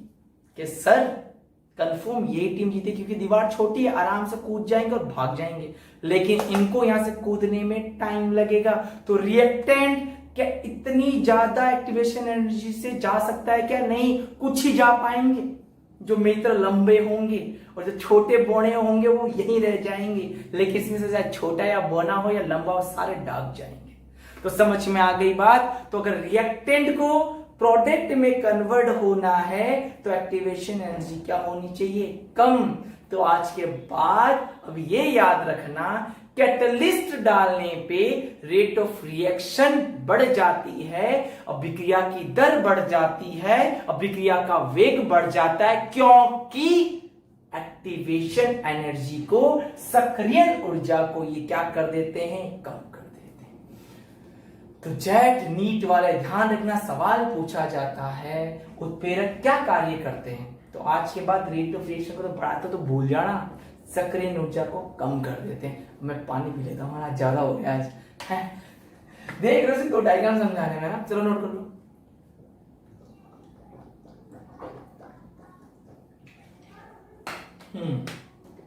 समझ में आ गई होगी।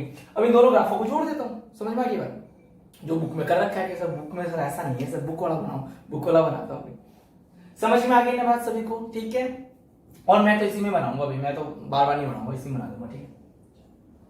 मिटा दो, कर लो फटाफट कर लो। एक बढ़िया सा डायग्राम बनाता हूं तुम्हारे लिए, तुम भी नोट कर लेना। चलो,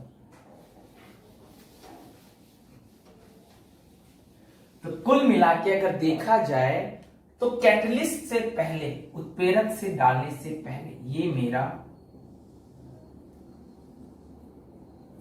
ये यहां से यहां क्या है बताओ मुझे, एक्टिवेशन एनर्जी ये है ना, सक्रिय ऊर्जा। ये स्थिति कब है? उत्प्रेरक से पूर्व, बिफोर कैटलिस्ट। क्या है ये? एक्टिवेशन एनर्जी, सक्रिय ऊर्जा। समझ गए ना? लेकिन जैसे तुमने इसके अंदर सक्रिय ऊर्जा डाल दी, पहले के मुकाबले बताओ यही एक्टिवेशन एनर्जी क्या हो गई? कम हो गई। ये एक्टिवेशन एनर्जी कौन सी है? ये वाली।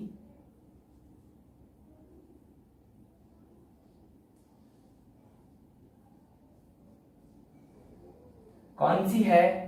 उत्प्रेरक डालने के बाद, आफ्टर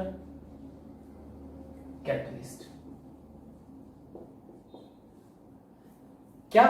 एक्टिवेशन एनर्जी। समझ में आ गई बात? तो याद रहेगा, दोनों डायग्राम को मिक्स कर दिया और कुछ नहीं किया। ये एनर्जी है, ये रिएक्शन की प्रकृति है ना, रिएक्शन रेट बढ़ रही है आगे साथ। समझ में आ गई बात? कर लोगे आराम से, कोई दिक्कत नहीं। नोट करो, कर लोगे? ठीक है, मिटा दो इसको। मैं ऐसे बहुत जल्दी रुक जाओ, थोड़ा सा है, उतार तो लेने दिया करो। क्या करें, मजबूरी है फटाफट पढ़ाना।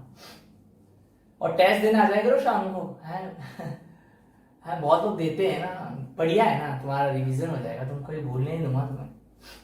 कैसे इतना तो ऑफलाइन में भी नहीं पढ़ते जितना ऑनलाइन में पढ़ रहे हैं। कोई बात नहीं, मेहनत करो। देखो मुझे तो अच्छा लगता है, मैं तुम्हारे लिए मेहनत कर रहा हूँ। नहीं, अपने लिए कर रहे हो, अपने YouTube के सब्सक्राइबर, अपना वॉच टाइम, अपने पैसे बढ़ा रहे हो। ऐसा कुछ नहीं है, कुछ नहीं मिलने वाला YouTube से। YouTube वाला सिर्फ मुझे लेता है। पर ठीक है, एक दिन YouTube पे भी कुछ ना कुछ होगा।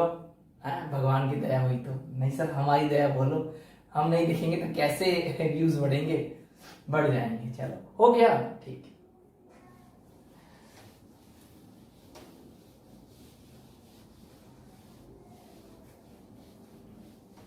चलो, अगला है फोर्थ पॉइंट। देखो, सरफेस एरिया, सतही क्षेत्रफल।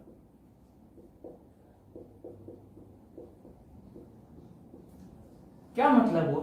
देखो ध्यान से समझ लो, जितना ज्यादा सरफेस एरिया होता है ना, जितना ज्यादा सरफेस एरिया होता है उतनी ज्यादा रेट ऑफ रिएक्शन ज्यादा होगी। कैसा मतलब? क्या है? क्या मतलब हुआ, समझो ध्यान से। मेरे पास में लकड़ी का एक बहुत बड़ा बंडल है, ये रहा, ध्यान समझना, ठीक है। और इसी को, बंडल को मैंने छोटे छोटे पार्टिकल्स में, छोटे छोटे पार्ट्स में डिवाइड कर दिया, ऐसे छोटे छोटे पार्ट, इसी को, ठीक है।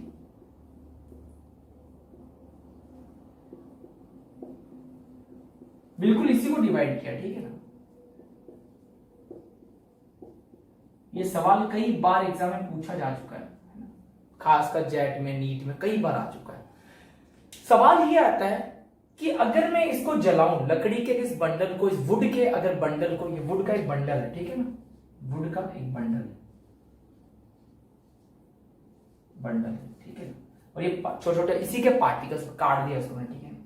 अगर मैं इसको जलाऊं तो कौन से टुकड़े जल्दी जल जाएंगे, छोटे वाले या बड़े वाले? बड़े वाला जल्दी जल जाएगा, तुम्हारे लिए तो जल जाएगा ये जल्दी, है। सोचो, दिमाग लगाओ कि बिल्कुल छोटे वाले टुकड़े पहले जल जाएंगे। क्यों जल जाएंगे?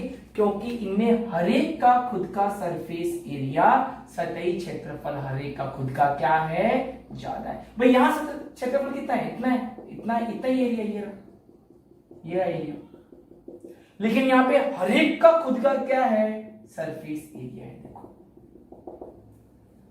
तो यहां पर जल्दी से जल्दी क्या हो जाएंगे, ये जल जाएंगे, बर्न हो जाएंगे। तो रेट ऑफ रिएक्शन यहां क्या हो गई, ज्यादा। इसका मतलब सतही क्षेत्रफल ज्यादा होने पे रेट ऑफ रिएक्शन भी क्या होगी, ज्यादा। रिएक्शन हो ही रही है ना भाई, जल के सीधा किसमें हो रहे हैं, गैस में।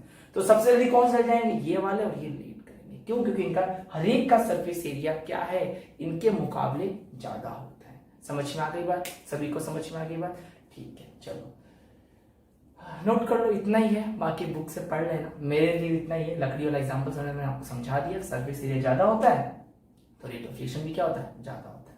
ठीक है, चलो उतार लो, इतना ही है। अब क्या करूं इसके अंदर, या जो चीज बोली बस इसमें छोटा और बड़े का याद रखना। छोटे का सरफेस एरिया ज्यादा होता है बड़े के मुकाबले, ठीक है, बता दो। अगला देखो लास्ट, विकिरणों द्वारा उद्भाषण, effect of light on rays. कर लोगे इसको, कोई दिक्कत नहीं है ना। अगला है इफेक्ट ऑफ लाइट या रेज के, है ना, विकिरणों द्वारा उद्भाषण। क्या कहने का मतलब हुआ कि मान लो एक रिएक्शन हो रही है, ये वाली H2 प्लस Cl2 से 2HCl बन रहा है, ठीक है। ये HNO का मतलब है ये लाइट की प्रेजेंस में हो रहा है, लाइट की प्रेजेंस में, है ना, प्रकाश की उपस्थिति में। और अगर इसके ऊपर कुछ नहीं लिखा हुआ है, इससे भी बनेगा 2HCl, लेकिन ये अंधेरे में हो रहा है, डार्क में हो रहा है, ठीक है। तो ये रिएक्शन क्या होती है, बहुत फास्ट होती है। क्या होती है रिएक्शन? फास्ट। ये क्या होती है? स्लो। इसका मतलब इसका रेट ऑफ रिएक्शन क्या है? ज्यादा। इसका रेट ऑफ रिएक्शन क्या है? कम। अब ऐसा क्यों हो गया? सिंपल सी बात है, कहीं ना कहीं अगर मैं इसकी बात कर लूं, इसको समझाता हूं मैं, ठीक है। ये H और H रहा होगा, ये Cl और Cl रहा होगा, और लाइट की प्रेजेंस में ये बॉन्ड टूटा होगा और ये बॉन्ड टूटा होगा, आपस में क्या बना लिए होंगे? 2HCl। इसका मतलब लाइट की प्रेजेंस में जो अल्ट्रा वायलेट, क्या बोला? पराबैंगनी, पराबैंगनी किरणें या दृश्य क्षेत्र की किरणें, अल्ट्रावायलेट या विजिबल रीजन की जो रेज है, उनकी जो फोटॉन्स है, किसकी बात कर रहा हूं? उनके जो फोटॉन्स है, उनके कारण ये बॉन्ड क्या हो गया? ब्रेक हो गया, बहुत जल्दी ब्रेक हो गया। और जितना जल्दी ब्रेक होगा उतना जल्दी क्या बनेगा? मेरा प्रोडक्ट बनने लग जाएगा। लेकिन जब अंधेरे में रिएक्शन करवाई गई तो अंधेरे में क्या हुआ? ये बॉन्ड बहुत जल्दी ब्रेक नहीं हुए। तो बताओ, जब HH बॉन्ड नहीं तोड़ेंगे क्या Cl से रिएक्ट कर पाएंगे? क्या? बिल्कुल नहीं कर पाएंगे। तो क्या रिएक्शन की रेट बढ़ेगी? क्या? नहीं। तो देखो, जितने भी मेरा ये समझ में आ गया ना, क्या बोलो, अल्ट्रावायलेट और पैराबैंगनी क्षेत्र में इनके फोटॉन्स क्या होते हैं? इनके बॉन्ड्स को बहुत जल्दी ब्रेक कर लेते हैं, रेट ऑफ रिएक्शन क्या हो जाती है? बढ़ जाती है। समझ में आ गई बात? आई थिंक आपको। हेलो बच्चों, कैसे हैं आप लोग? हाँ, आधा चैप्टर ब्लैक में और आधा चैप्टर व्हाइट में पूरा कर रहा हूं, ठीक है। देखो, हम लोग केमिकल काइनेटिक्स में आगे अगर हम बात करें तो अब हम पढ़ने वाले हैं जीरो ऑर्डर रिएक्शन और फर्स्ट ऑर्डर रिएक्शन क्या होती है। यहां हम बात करेंगे शून्य कोटि की अभिक्रिया के बारे में बात कर लेंगे। समझ में आ गई बात? चलो जी, तो जीरो ऑर्डर रिएक्शन या शून्य कोटि की अभिक्रिया की अगर मैं बात कर लूं तो इसमें होता है क्या? मान लो कोई रिएक्शन है जो A से P की तरफ जा रही है। समझ में आ गई बात? अगर मैं आपसे पूछूं इस रिएक्शन की रेट, इसकी दर, या इसी को हम क्या बोलते हैं? dx अपॉन dt, किस पे डिपेंड करती है? A, रिएक्टेंट पे डिपेंड करती है। लेकिन हम कौन से ऑर्डर की पढ़ रहे हैं? Zero order. इसका मतलब इसकी कंसंट्रेशन कितनी है? 0 है। कि सर ये क्या बात हो गई? बिल्कुल यही बात होगी। कहने का मतलब यह है कि जीरो ऑर्डर रिएक्शन में क्या रेट रिएक्टेंट की कंसंट्रेशन पे डिपेंड करती है? क्या? नहीं करती है। क्यों नहीं करती है? अगर देखा जाए, इसको मैं करूं ढंग से, तो dx अपॉन dt बराबर क्या होता है? k, एक की पावर कितनी है? 0। और आपको मैंने बता रखा है, अगर किसी की पावर 0 हो जाती तो उसका वैल्यू कितना हो गया? 1। यहां पर क्या आ गया? dx अपॉन dt बराबर क्या आ गया? k आ गया। इसका मतलब जीरो ऑर्डर रिएक्शन में क्या आपकी रेट रिएक्टेंट की कंसंट्रेशन पर डिपेंड नहीं करती। कहने का मतलब यह है। समझ में आ गई बात? इसका तो रिएक्टेंट कितना ही ले ले, जीरो ऑर्डर रिएक्शन से कोई भी फर्क नहीं पड़ता है। समझ में आ गई बात? चाहे तू 5 मोल लेके रिएक्शन करवा ले, चाहे तू 1000 मोल लेके रिएक्शन करवा ले, इस रेट को रिएक्टेंट की कंसंट्रेशन से कोई भी मतलब नहीं है। समझ में आ गई यहां तक? आई थिंक आपको ये चीज समझ में आ गई होगी। तो इसकी डेफिनेशन क्या होगी? तो बहुत ही इजी सी डेफिनेशन है, हिंदी मीडियम वाले लिख लो। शून्य कोटि अभिक्रिया के अनुसार या शून्य कोटि अभिक्रिया में अभिक्रिया की दर क्रियाकारक की सांद्रता पर निर्भर नहीं करती। ये तो पहली डेफिनेशन होगी। दूसरी डेफिनेशन भी लिख दो, दूसरी लिख दो सभी लोग। देखो, इसके अनुसार अभिक्रिया की दर क्रियाकारकों की सांद्रता के शून्य घात के समानुपाती होती है। समझ में आ गई बात? अब इंग्लिश मीडियम वाले सुन लो। The rate is directly proportional to the zero power of concentration of the reactant. It's called zero order reaction. That means rate does not depend upon the concentration of the reactant. समझ में आ गई बात? तो मेरे एक word को ध्यान से सुनना। The rate does not depend upon the concentration of the reactant. समझ में आ गया? और दूसरी डिफिनेशन अभी आपको मैं बता दी, rate is directly proportional to the zero power of the reactant, sorry of the concentration of the reactant. लिख लोगे? ठीक है। तो इंग्लिश मीडियम वाले फिर से दोबारा लिख देना, the rate is directly proportional to the zero power of the concentration of the reactant. ठीक है, कर लोगे आराम से। अगर डेफिनेशन मैंने पहले बोली होगी तो यही बोली होगी, है ना? समझ में आ गई बात? अब हम करते क्या है, इसके आगे हम इसका इंटीग्रेशन करते हैं, इसका समाकलन करते हैं। ठीक है, ठीक है। तो आगे बढ़ते हैं, है ना? तो मैंने ये कहा क्या, देखो इसको मैं ऐसे लिख सकता हूं, ध्यान समझना। देखो ध्यान समझने से समझाना वैसे ही करना है। देखो इसको सॉल्व करेंगे पूरे को, क्या आ जाएगा, dx बराबर के डेल्टा टी को इधर भेजते हैं, क्या आ गया, ठीक है। इसका इंटीग्रेशन करने पे ना, इंटीग्रेशन ऑफ इक्वेशन फर्स्ट, इसको इक्वेशन नंबर 1 बोल दिया। समझ में आ गई बात? समीकरण 1 का समाकलन करने पर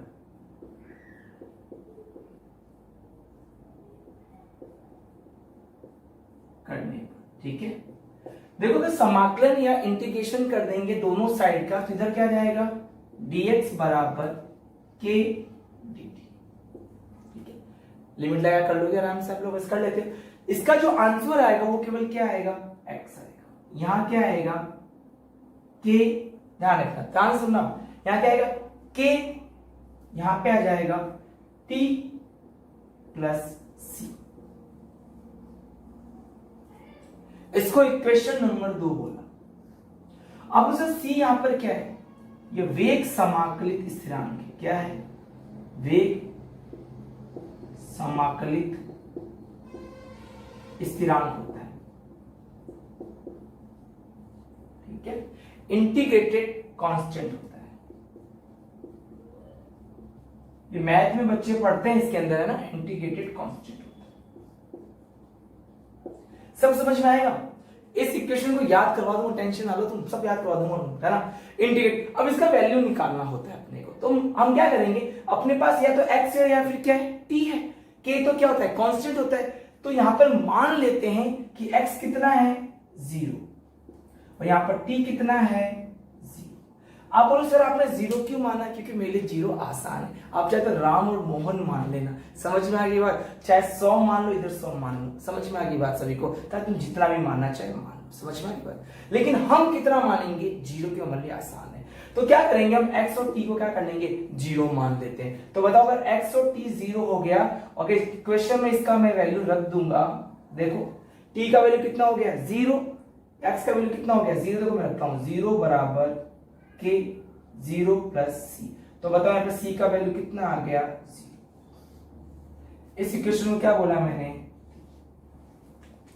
समझ में आ रही है यहाँ तक बात कैसे कर रहा हूँ? अरे बहुत आसान है, कुछ नहीं बच्चों जैसा है यार, कुछ नहीं। वापस देख लो, देखो सबसे पहले मुझे पता चला रेट कंसंट्रेशन की पावर की जीरो पावर पे क्या करती है, डिपेंड करती है, जीरो घात पे डिपेंड करती है ना। समझ में आ गई यहाँ तक बात? मार कर गिर के उठा लूंगा तो हाँ चलो। तो ये प्रोपोर्शनल रहेगा, कांस्टेंट रहेगा। ये क्या है, एक कांस्टेंट है, वेग स्थिरांक है। अब मुझे पता चला है जिसकी पावर 0 तो इसका वैल्यू कितना होता है 1, तो ये इसके इक्वल हो गया। dt को मैंने इधर भेज दिया, इसका समाकलन कर दिया, दोनों तरफ मैंने क्या कर दिया समाकलन। मुझे याद रखना है इसका समाकलन कितना आता है, x आता है, और इससे कितना आता है, t आता है। जितने भी बायो वाले बच्चे हैं ना वो इतना तो जानते हैं, फिजिक्स में पढ़ते हैं, ठीक है। अब आप जानते हो समाकलन हटता है उसका कोई ना कोई स्थिरांक आएगा, इसका c स्थिरांक आ गया, c का मान क्या कर दिया हमने निकाल दिया, c का मान इतना कितना है यहाँ पे 0 आया। समझ में आ गई बात? ठीक है, c का कितना है 0 है। इस फर्स्ट गेट के c का मान हम याद कर लेंगे, हमें क्या जोर आ रहा है। समझ में आ गई यहाँ तक बात? देखो क्या करेंगे हम लोग, देखो क्या करेंगे, 3 वाली वैल्यू किस में रखेंगे, 2 में रख देंगे, ठीक है। Put up the value of 3, देखो 3 की वैल्यू को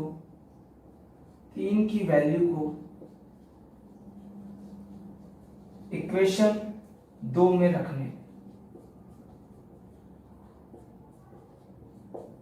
ठीक है, रख लोगे।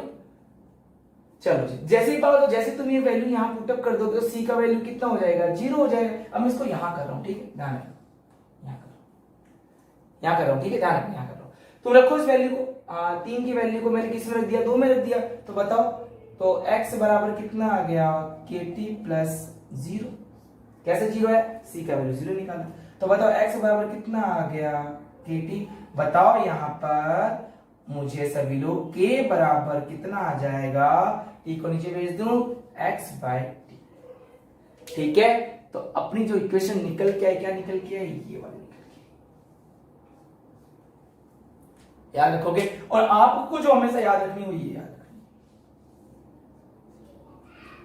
समझ गए सभी लोग? चलो नोट कर लो, वापस देख लो, वापस समझो, एक बार वापस समझो, आंखें बंद करके ना एक बार देख लो, देख लिया, देखो आराम से एक बार सभी लोग देख लो, एक बार अच्छे से देख लो, नहीं उतारना कुछ नहीं, बिल्कुल अभी कोई नोट नहीं करेगा, बिल्कुल देखेगा, हमको याद ही रख लेना, इसको हम याद कर लेंगे, कोई दिक्कत नहीं। चलो वापस देखें। चलो सबसे पहले हमने क्या किया, सबसे पहले हमने देखा है रेट किस पे डिपेंड करती है, रिएक्टेंट पे, लेकिन जीरो ऑर्डर रिएक्शन में रिएक्टेंट की कंसंट्रेशन पर डिपेंड करती नहीं है। तो मुझे पता है dx अपॉन dt बराबर क्या होता है, k 1 की पावर 0, 1 की पावर 0 बराबर कितना हो जाएगा, 1 हो जाएगा। तो dx अपॉन dt बराबर k आ गया। मैंने dt को इसके नीचे भेज दिया, बताओ क्या निकल के आया था, dx बराबर k dt। फिर मैंने क्या किया, इंटीग्रेशन किया, समाकलन किया।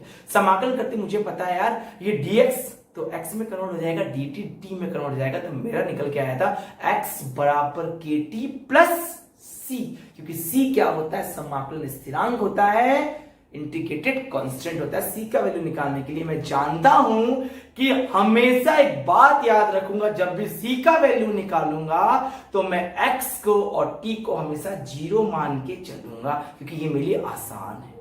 जैसे तुम 0 मानोगे c का वैल्यू कितना आ गया, 0 आ गया। इस 0 वाली वैल्यू को इक्वेशन 2 में वापस रख देंगे तो k बराबर कितना आ जाएगा, kt बच जाएगा, c 0 गया। तो यहां पे निकल के क्या आया, x बराबर kt, k को तो यहीं रखूंगा और x को नीचे भेज दूंगा। समझ में आ गई बात? इसको हम क्या बोलते हैं, integrated equation of zero order. और एग्जाम में सवाल आता है, क्वेश्चन पूछा गया है, शून्य कोटि अभिक्रिया के लिए वेग समाकलित समीकरण क्या होगा, what is integrated equation of zero order reaction. I think सभी लोग समझ में आ गए, ठीक है। चलो नोट कर लो, फिर ग्राफ सिखाता हूं, ग्राफ बनाता हूं, करो नोट फटाफट, टाइम देता हूं, 1 मिनट का टाइम देता हूं, फटाफट, ठीक है। समझ में आ गया कैसे किया? याद रखना जीरो ऑर्डर में c का वैल्यू कितना आता है, 0 आता है। और तुम्हें इसको हमेशा याद करके रखना, कभी कभी एग्जाम में इसी को पूछा गया है। तो जीरो ऑर्डर का k कितना आता है, x बाय t आता है, ठीक है। फर्स्ट ऑर्डर का भी निकालेंगे 2.303 अपन t log a upon a minus x निकालेंगे, और फिर जीरो ऑर्डर खत्म कर ले। बाल उड़ा लिए मैंने, बता तुम्हें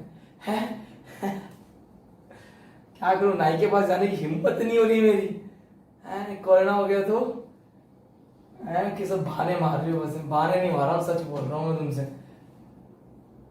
कुछ भी को लाइफ में मतलब वो आनंद नहीं है जो ऑफलाइन में होता, कुछ भी मैं किससे बस आपके लिए पढ़ा रहा हूँ, कोई सामने नहीं है, अकेली बात कर लेता हूं, समझ रहे हो मेरी भावनाएं हैं?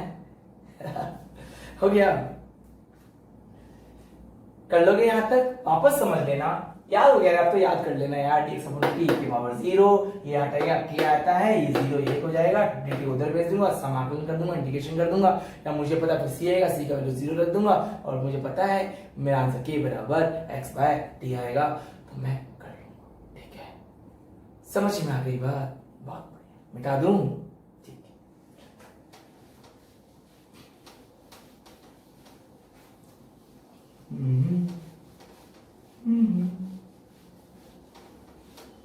हो गया।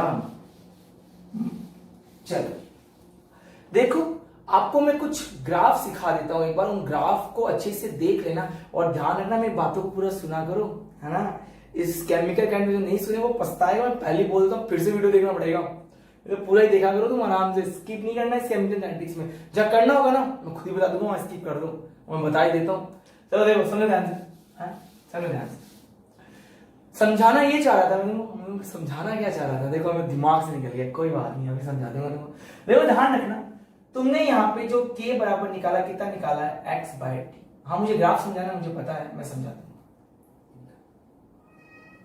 ठीक है, ये इसका इंटीग्रेटेड इक्वेशन होगा,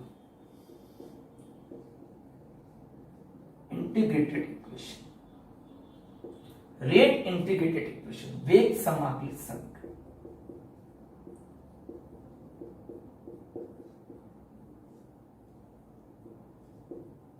समाकलित समीकरण। ठीक है, किसकी बात करें? जीरो ऑर्डर की। देखो जीरो ऑर्डर की यूनिट क्या होती है, याद है? सिखाया था, क्या होता है बोलो?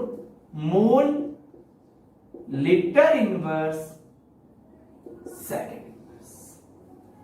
समझ में आ गई बात? सभी को समझिए।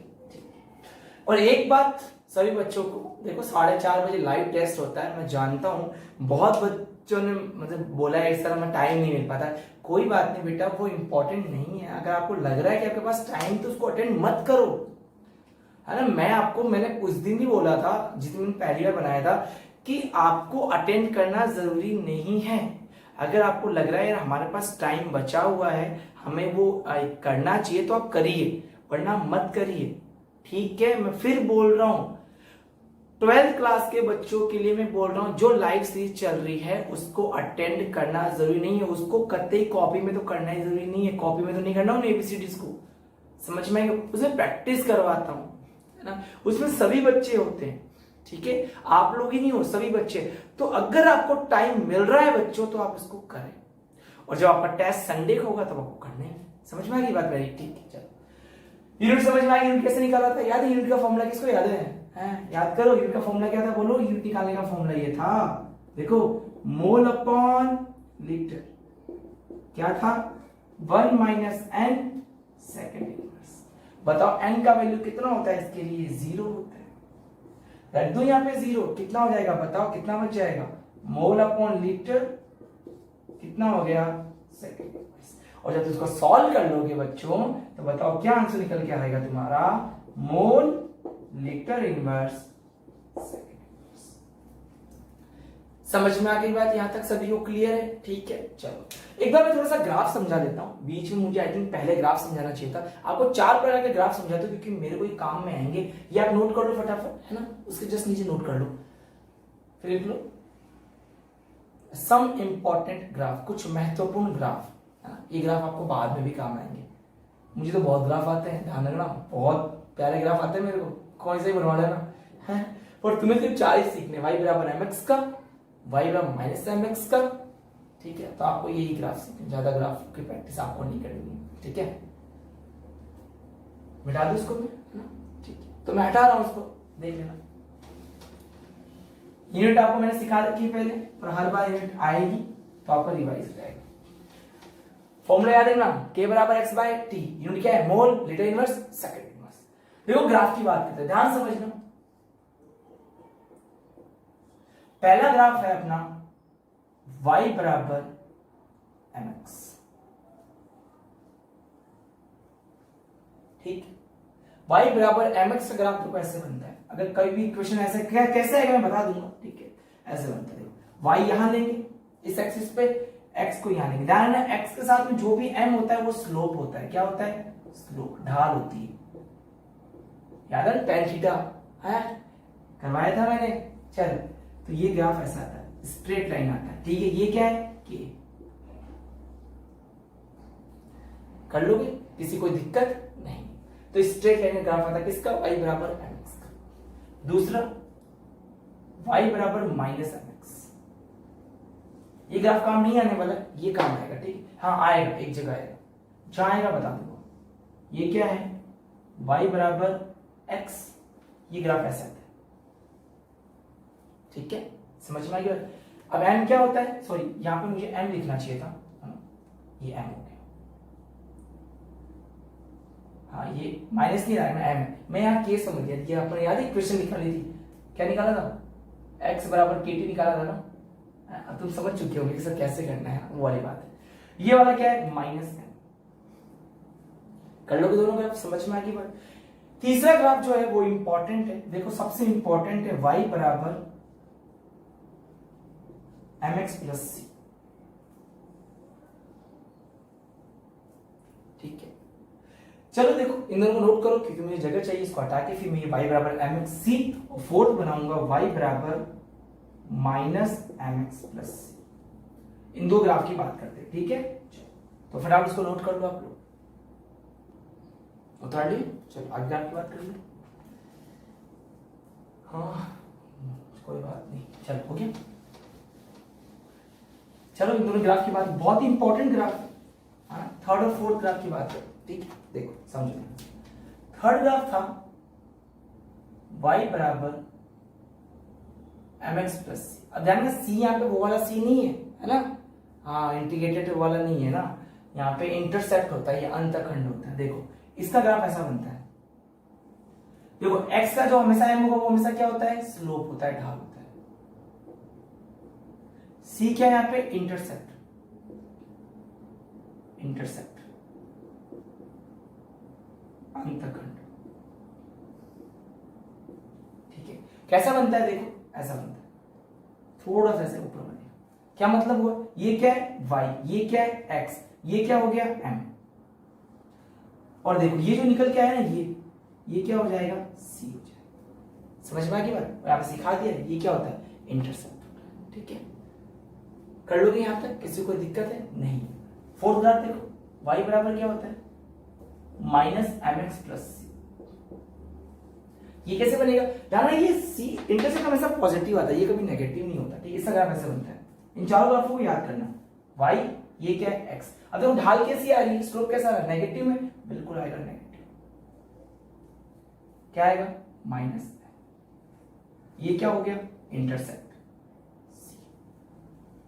कोई दिक्कत नहीं है? तो इंटरसेप्ट को याद रख लेना। ठीक है, चलो नोट कर लो फटाफट दोनों graph.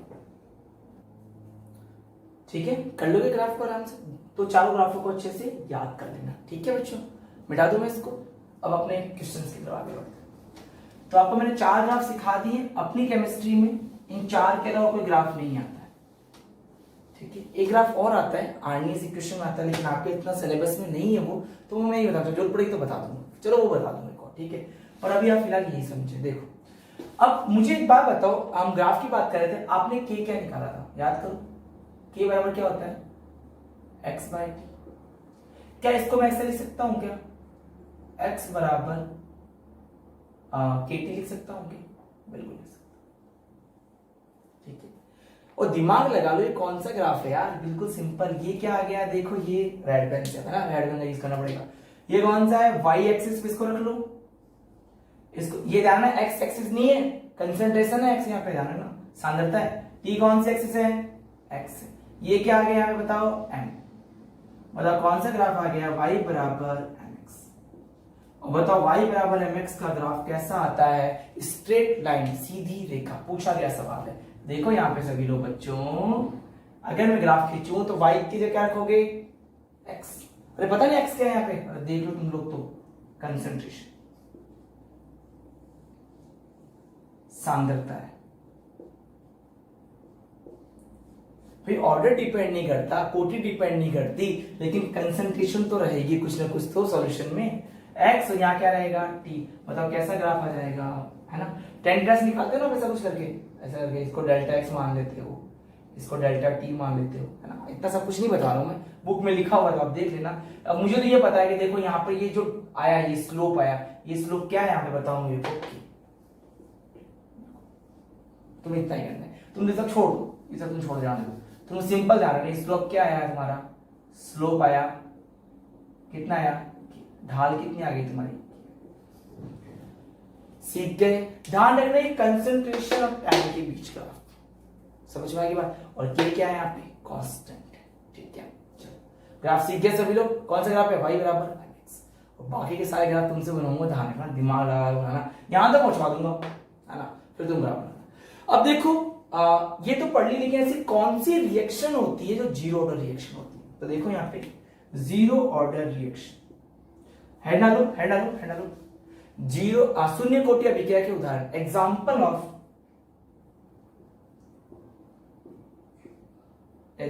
Of zero order reaction, ठीक है।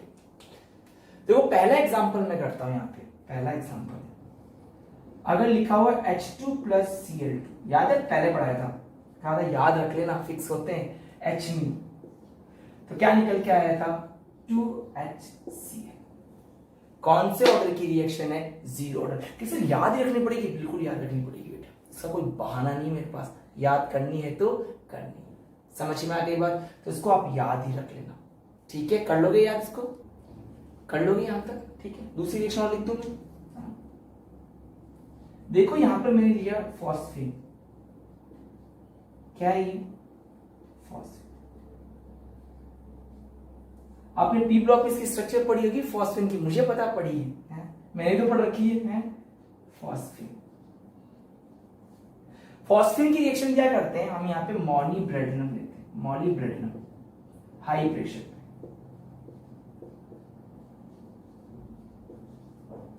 ठीक है।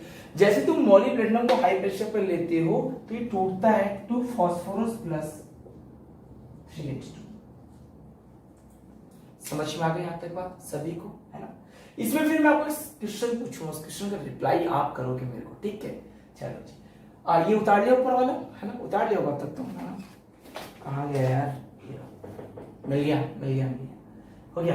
ये कर लोगे ना, कैसे ग्राफ निकाला कर लिया ना, y बराबर mx करके, यार ये y हो गया, ये x हो गया, x का हमेशा कौन होता है m होता है, मुझे पता है। y बराबर mx का ग्राफ कैसा था, स्ट्रेट लाइन आता है, स्लोप को यहाँ पे k, और स्लोप कैसे निकालता हूँ, tan थीटा से निकाल लेता हूँ, है ना। अब इसमें आपको कुछ क्वेश्चंस पूछूंगा, उन क्वेश्चंस का आपको रिप्लाई जरूर करना है, ठीक है। थर्ड देख लो, देखो ये NH3 लिखा हुआ है, ठीक है, 2 मोल ले लिया मैंने। अब लिया मैंने टंगस्टन की सरफेस, किसके लिए, टंगस्टन की सरफेस ले रखी है हाई प्रेशर पे, लिख लो उच्च दाब पे, ठीक है बेटा। किसमें टूट जाएगा, देखो ये N2 plus, that is a Haber process, पढ़ा है पी ब्लॉक में हैबर प्रोसेस, अरे पढ़ा होगा, अमोनिया की प्रिपरेशन के लिए हैबर प्रोसेस काम में लेते हैं, और H2SO4 की प्रोसेस के लिए कांटेक्ट प्रोसेस, संपर्क विधि काम में लेते हैं, दोनों इंपॉर्टेंट है। हाँ मैं पी ब्लॉक के क्वेश्चंस आपको करा दूंगा, है ना, जब मैं पी ब्लॉक के आपको क्वेश्चन सॉल्व करा दूंगा ना, आपको चैप्टर पढ़ने की जरूरत नहीं पड़ेगी, आपने जब चैप्टर तो बहुत ठीक है, बढ़िया, आपको समझ में आ गया, कोई दिक्कत नहीं है, ठीक है। क्वेश्चन करा दूंगा मैं आपको सारे, 100 क्वेश्चन है, सारे करवा दूंगा, 100 बहुत ज्यादा बोल दिया। तो देखो इन तीनों रिएक्शन को याद रखना है, सारी क्या होती है, जीरो ऑर्डर की रिएक्शन होती है। अच्छा इस रिएक्शन के लिए मुझे ये बताओ, इसके लिए आपको क्या बताना है अलग से ना, इसको नोट मत करना है, ऐसे मुझे बता दो, इसकी अणु संख्या या इसकी मॉलिक्यूलरिटी या इसका ऑर्डर या इसकी कोटि, अणु संख्या कितनी इसकी, कितना लिखा हुआ है, 2, बिल्कुल 2 है। इसका ऑर्डर कितना है, 0 है, आंख बंद करके बता देना आप तो, ठीक है ना, समझ, क्योंकि रिएक्शन रट्टी रटाई याद ही रखनी पड़ेगी कि हाँ सर ऐसा ही होता है, क्यों होता है, इसकी मैकेनिज्म है, लेकिन आपको सिलेबस में सब कुछ नहीं तो नहीं पढ़ना अपने को, बढ़िया से याद रखना। अच्छा बताओ इसकी अणु संख्या कितनी है इसकी, या मॉलिक्यूलरिटी कितनी है, बिल्कुल सर ये तो नहीं है 2 2 4 तो नहीं कर रहे हो ना, हाँ करना मत, आगे नंबर देखना है, 1 और 1 2 है, ठीक है, इससे कोई मतलब है क्या? बिल्कुल मतलब नहीं है। यहाँ पर भी कितनी है? 2 है। तो इन दोनों में मॉलिक्यूलिटी कितनी आ गई? 2। मतलब इन तीनों एग्जाम्पल में मॉलिक्यूलिटी अनुसंख्या कितनी है? 2, लेकिन इनका ऑर्डर कितना है? 0 है। समझ में आ गई बात? देखो यहाँ पे याद क्या करना है, इसको उतार लो, फिर मैं तुम्हें बताता हूँ इसमें याद क्या रखना, क्वेश्चन क्या क्या आता है, कैसे पूछा जाता है, सबकी बात करेंगे डिटेल से। ठीक है, समझ गए? हो गया? और पढ़ाते वक्त स्क्रीनशॉट ले लिया करो मेरी, अपने नंबर पे भेज दिया करो मेरे को। हाँ, तुम्हें लगे ना कि सर ये फोटो अच्छी आएगी, स्क्रीनशॉट ले लिया करो और मुझे मेरे नंबर पे सेंड कर दिया करो। हाँ, आलसी मत बना करो बिल्कुल। बिल्कुल मेरा जेट आईसार के वजह पढ़ाता हूँ लाइव, उनको सारे स्क्रीनशॉट लेके भेज देते हैं। हाँ, दोनों को देखा हुआ डिजिटल बोर्ड पे पढ़ाते हुए। हाँ, मैं 2 जगह और पढ़ाता हूँ, डिजिटल बोर्ड, बढ़िया बोर्ड है वो, डिजिटल है, मतलब मार्कर ऐसा नहीं है, डिजिटल मार्केट होता है। मेरे पास इतने पैसे नहीं है इसको लाने के लिए, पर ले आऊंगा बहुत जल्दी, 2 महीने में ले आऊंगा, टेंशन ना लो तुम। देखना डिजिटल बोर्ड पर पढ़ाई करूंगा तगड़ी। हाँ, तुम तो जब तक नीट की तैयारी, जेईई की तैयारी करोगे उस वक्त की बात है।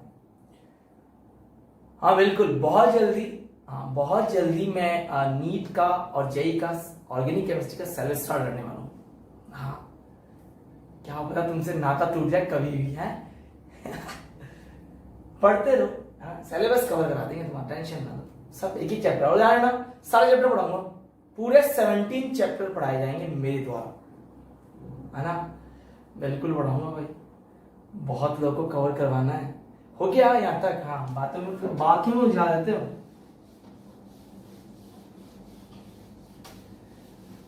तो जो जीरो ऑर्डर रिएक्शन है उसके अंदर आपको याद क्या करना है, तो मैं आपको हर बार ऐसा ही करेंगे। ठीक है, तो जीरो ऑर्डर रिएक्शन जब हमने पढ़ी है, ये सभी को आखिरी में बनाना ही बनाना है, हमेशा बनाना है। पहला, इसकी रेट, इसका डेफिनेशन क्या था? dx अपॉन dt क्या था बताओ मुझे? a की पावर c। कर लोगे? दूसरी चीज क्या याद रखोगे? मुझे पता है यहाँ पे, ठीक है, सीधा रेट इक्वेशन याद करोगे, यहां से कर लेते हैं। ठीक है, 1 नंबर ये हो गया। दूसरी क्या याद रखोगे? इसकी इंटीग्रेटेड इक्वेशन,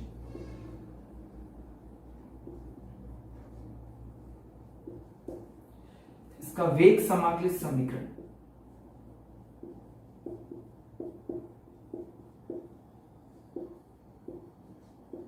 कितना है तो बताओ मुझे, अब तो याद हो गया होगा, k बराबर x/t। ठीक है, कोई दिक्कत नहीं है ना? तीसरा क्या याद रखोगे? ये हमेशा चार्ट बनाना है, हमेशा, बिल्कुल हमेशा याद रखना। ठीक है, चलो जी। और क्या? और ध्यान रखना, यहाँ का c का मान कितना है याद है? 0। ये भी याद करना थोड़ा सा। ठीक, यूनिट क्या है? यूनिट बताओ। Mole, litre inverse and second inverse. कर लोगे? फिर इसके बाद में आखिरी जो बनती है ग्राफ किसका? kt बराबर x का। कैसा आया था? स्ट्रेट लाइन, यहां कौन था? x, यहां कौन था? t। ये किसका ग्राफ है? m का। स्लोप क्या आया था? m आया था। और जो आखिरी है वो है रिएक्शन। हमेशा लिखोगे इसको, हमेशा लिखवाऊंगा। क्यों लिखवाऊंगा इसको? क्योंकि इनमें से एग्जाम में से क्वेश्चन कंफर्म आ जाता है। ठीक है, न्यूमेरिकल तो तुम टेंशन ना लेना। देखो कौन कौन सी रिएक्शन थी, और फटाफट, है ना, बिना टिपना मत, बिल्कुल ईमानदारी से करना। पहला क्या था? H2 plus Cl2 HMu 2Hc। ठीक है जी। दूसरा क्या था? बोलो। PH3 phosphine. बोल क्या करो अपनी जगह। अब देखो यहाँ क्या है? मॉनिक्रेटर। किस हम भूल गए तो, अरे देखो तुम्हें वर्ड याद है, देखो PMO, देखो PMO, है ना, प्रधानमंत्री का जो ऑफिस है PMO बोलते हैं, याद रहेगा आपसे। ये तो भूलोगे, PH3 याद रहेगा। यहाँ पे ब्रेक इसके ऊपर क्या था? या तो टंगस्टन था या एमओ था, यही तो हम भूलते हैं। तब से याद कर, PMO याद कर लेना, है ना। पापा मम्मी है, पापा मम्मी मत करना, PMO कर लेना। ठीक है, क्या आ जाएगा? 2 मोल लिए थे 2p प्लस 3। फिर क्या लिया था तुमने? 2NH3। और कैसा प्रेशर था यहाँ पे, हाई प्रेशर। यहाँ पे बताओ क्या लिया था तुम लोगों ने, टंगस्टन। हाई प्रेशर पे उच्च दाब पे क्या बना था, N2 प्लस। समझ गए हैं। फास्फोरस भी 2 टाइप की पड़ी होगी, P4 है। पढ़ाएंगे सब पढ़ाएंगे। चल, तो ये जितना बोर्ड पे लिखा है ना, ये अच्छे से आपको आना चाहिए। अगर ये नहीं आ रहा है तो मामला खराब होगा। ठीक है, चलो नोट कर लो फटाफट, फिर आगे बात करते हैं। हम अच्छे से बात करेंगे, अच्छे से करेंगे हैं। ठीक है, और कोई स्क्रीनशॉट वगैरह मत लिया करो इन सब चीजों का। जब देखो स्क्रीनशॉट ले रहा हूँ, स्क्रीनशॉट मेरी फोटो का लेना है, अच्छी फोटो आ गई ना, हाँ देखो लेना है अच्छी सी। मजाक कर रहा हूँ। इन सब का स्क्रीनशॉट मत लिया करो, वीडियो को देखते हुए बनाया करो फटाफट। स्क्रीनशॉट लेके क्यों मेमोरी भर रहे हो, वैसे खूब डाउनलोड हो रहे हैं तुम्हारे, मैं देख रहा हूँ। हाँ, स्क्रीनशॉट नहीं लेना इसका आपने, कि स्क्रीनशॉट लेके बाहर नहीं देंगे, हाथों हाथ काम खत्म कर दिया करो। कर लोगे क्या? तो समझो ध्यान से। एक और टॉपिक रह गया हाफ लाइफ, अभी बताता हूं कैसे निकालते हैं, है ना। इसी के अंदर नोट कर लेना हाफ लाइफ। हाफ लाइफ अर्धायुकाल कैसे निकालते हैं मैं सिखाता हूं। अर्धायुकाल लिखो, अर्धायुकाल ये निकल के आता है तुम्हारा A/2 T हाफ बराबर A/2 के। कैसा है यार, अभी निकलवाता हूं, फटाफट नोट कर लो। A/2 के कैसे निकलता है अभी सिखाता हूं। हाई डालो, हाफ लाइफ अर्धायुकाल, हाफ लाइफ अर्धायुकाल डाल दिया। चलो मैं डाला, कैसे निकल रहा है मैं समझा रहा हूं। ठीक है, देखो होता है क्या है, सिंपल सी बात है। मैं अगर ये बोलूं कि रिएक्टेंट की कंसंट्रेशन को मुझे आधा करना है, कितना करना है, आधा, तो उसमें टाइम भी कितना लगेगा, आधा। वही मेरी क्या होती है, हाफ लाइफ। क्या टॉपिक है मेरा, देखो टॉपिक है मेरा हाफ लाइफ।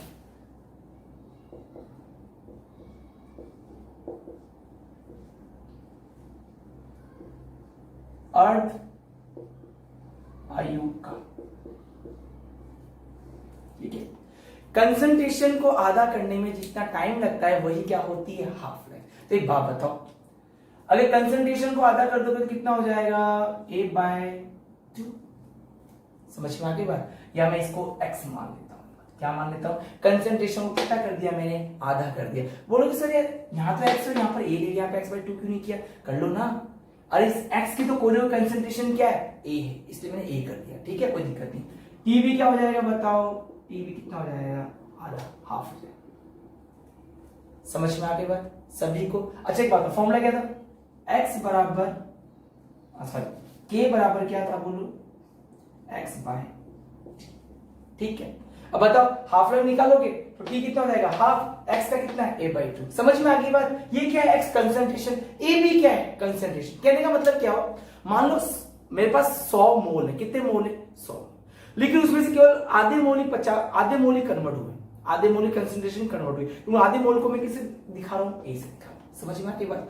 उन आधे मोल को कन्वर्ट कितना टाइम लगा, हाफ टाइम लगा। ठीक है, तो बताओ मुझे, अगर मैं ये 1 नंबर, ये 2 नंबर, है ना, दोनों को इस इक्वेशन में रख दूं तो बताओ क्या आ जाएगा। मुझे टी हाफ निकालना है तो इसको मैं क्या रखूंगा, टी हाफ रख दूं। के बराबर कितना आ गया, एक्स क्या रख दूं, x/2। यहां क्या जाएगा, टी हाफ। टी हाफ किधर ले लूं, क्या जाएगा बताओ, टी हाफ बराबर, यहां x लिखा मैंने क्या लिखा है, a। ठीक है, बताओ क्या जाएगा, A/2 नीचे चला जाएगा और k इधर आ जाएगा। देखो ये k इधर आ गया, देखो ये k आ गया और ये 2 नीचे आ गया, तो क्या बच गया यहाँ पे 2k। समझ में आ गई बात। तो जीरो ऑर्डर की हाफ लाइफ भी उसके अंदर ऐड कर लेना। मैंने ऐसे ऐड तो करवा दिया है, तो इसके अंदर आपको ध्यान रखना। समझ में आ गई बात, नहीं आए मैं जानता हूं, वापस देखो। अरे मैं जानता हूं नहीं आए तो वापस देखो, वापस देखा, समझ ध्यान से, वापस ये करूंगा। मैंने कहा हाफ लाइफ होती क्या है भाई, जो भी कंसंट्रेशन रिएक्टेंट की किस में कन्वर्ट हो रही है, प्रोडक्ट में। ठीक है भाई, मुझे पता है जीरो ऑर्डर में, मुझे पता है यार जीरो ऑर्डर की रिएक्शन में जो रेट है वो कंसंट्रेशन डिपेंड नहीं करती, लेकिन कंसंट्रेशन रिएक्टेंट के प्रोडक्ट में तो कन्वर्ट होगी ना। तो मैंने कहा आधी कंसंट्रेशन को कन्वर्ट कर देता हूं। समझ में आ गई, किसकी, रिएक्टेंट प्रोडक्ट में कन्वर्ट कर देता हूं आधी को। तो आधी में टाइम भी कितना लगेगा, आधा। अब मुझे नहीं पता कितना आधा, पर आधा मुझे पता है। तो मैंने कहा एक्स को कन्वर्ट होने में एक्स की कंसेंट्रेशन कितनी कन्वर्ट हुई, आधी, A/2। तो ए भी कंसेंट्रेशन हो रहा है, एक्स भी है। एक्स क्या है, टोटल है, और ये सब कोई पार्ट है जो आधी कंसेंट्रेशन चेंज हुई है। टाइम भी कितना लग जाएगा बताओ मुझे, हाफ। समझ में आ गई बात। तो मैं फॉर्मूला जानता हूं, बताओ क्या होता है, k बराबर x/t। क्या t को दे रहा हूं, t बराबर x/k हो सकता है क्या, ठीक है। बताओ t की जगह क्या रख दूं मैं, t हाफ। x की क्या रख दूं मैं, a/2। तो a/2 k, तो बताओ ये क्या जाएगा, t हाफ बराबर a/2। तो जीरो ऑर्डर का टी हाफ लाइफ कितना होता है, A/2 क्या होता है। समझ में आती बात सभी को। अच्छा मुझे एक बात बताना, तुमसे सवाल पूछ रहा हूं, जीरो ऑर्डर रिएक्शन में रेट और कंसंट्रेशन एक दूसरे पर डिपेंड नहीं करती है, ठीक है। एक दो ग्राफ बनाता हूं, ठीक है, चलो फटाफट उतार लो। हो गया, थोड़ा जल्दी करो, टाइम खत्म होने वाला है। हो गया, ठीक है, कर लोगे इसको याद, A/2 के सीधा ये याद करो, ये सब याद रहना। अब दो ग्राफ बनाते हैं, ठीक है। एक ग्राफ बना रहा हूं मैं, ध्यान से देखो, रेट वर्सेस कंसंट्रेशन, और एक ग्राफ बना रहा हूं मैं टी हाफ वर्सेस कंसंट्रेशन।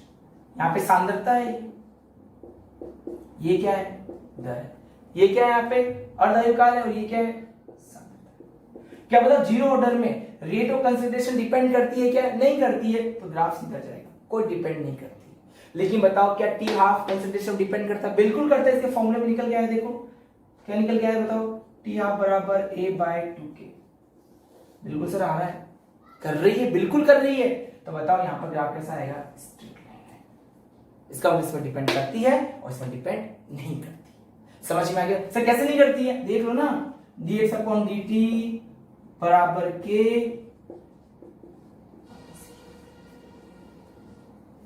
समझ में आ गई बात, नहीं कर रही है, ठीक है। अब नोट कर लो,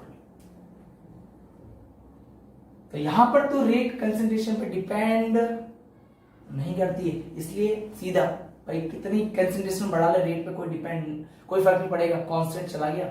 इस पे टी हाफ डिपेंड करती है, उसके फॉर्मूले में आया, ठीक है जी, कर लोगे। जिसको भी समझ नहीं आया वापस समझा दूं, कोई दिक्कत नहीं है, दोनों ग्राफ को समझ लेना, ठीक है। बहुत बढ़िया, उतार लो, ठीक है। तो ध्यान में, इसका मतलब क्या है, सीधा इसका मतलब ये होता है कितनी बढ़ा ले कंसंट्रेशन, रेट पे कोई भी डिपेंड नहीं करेगी।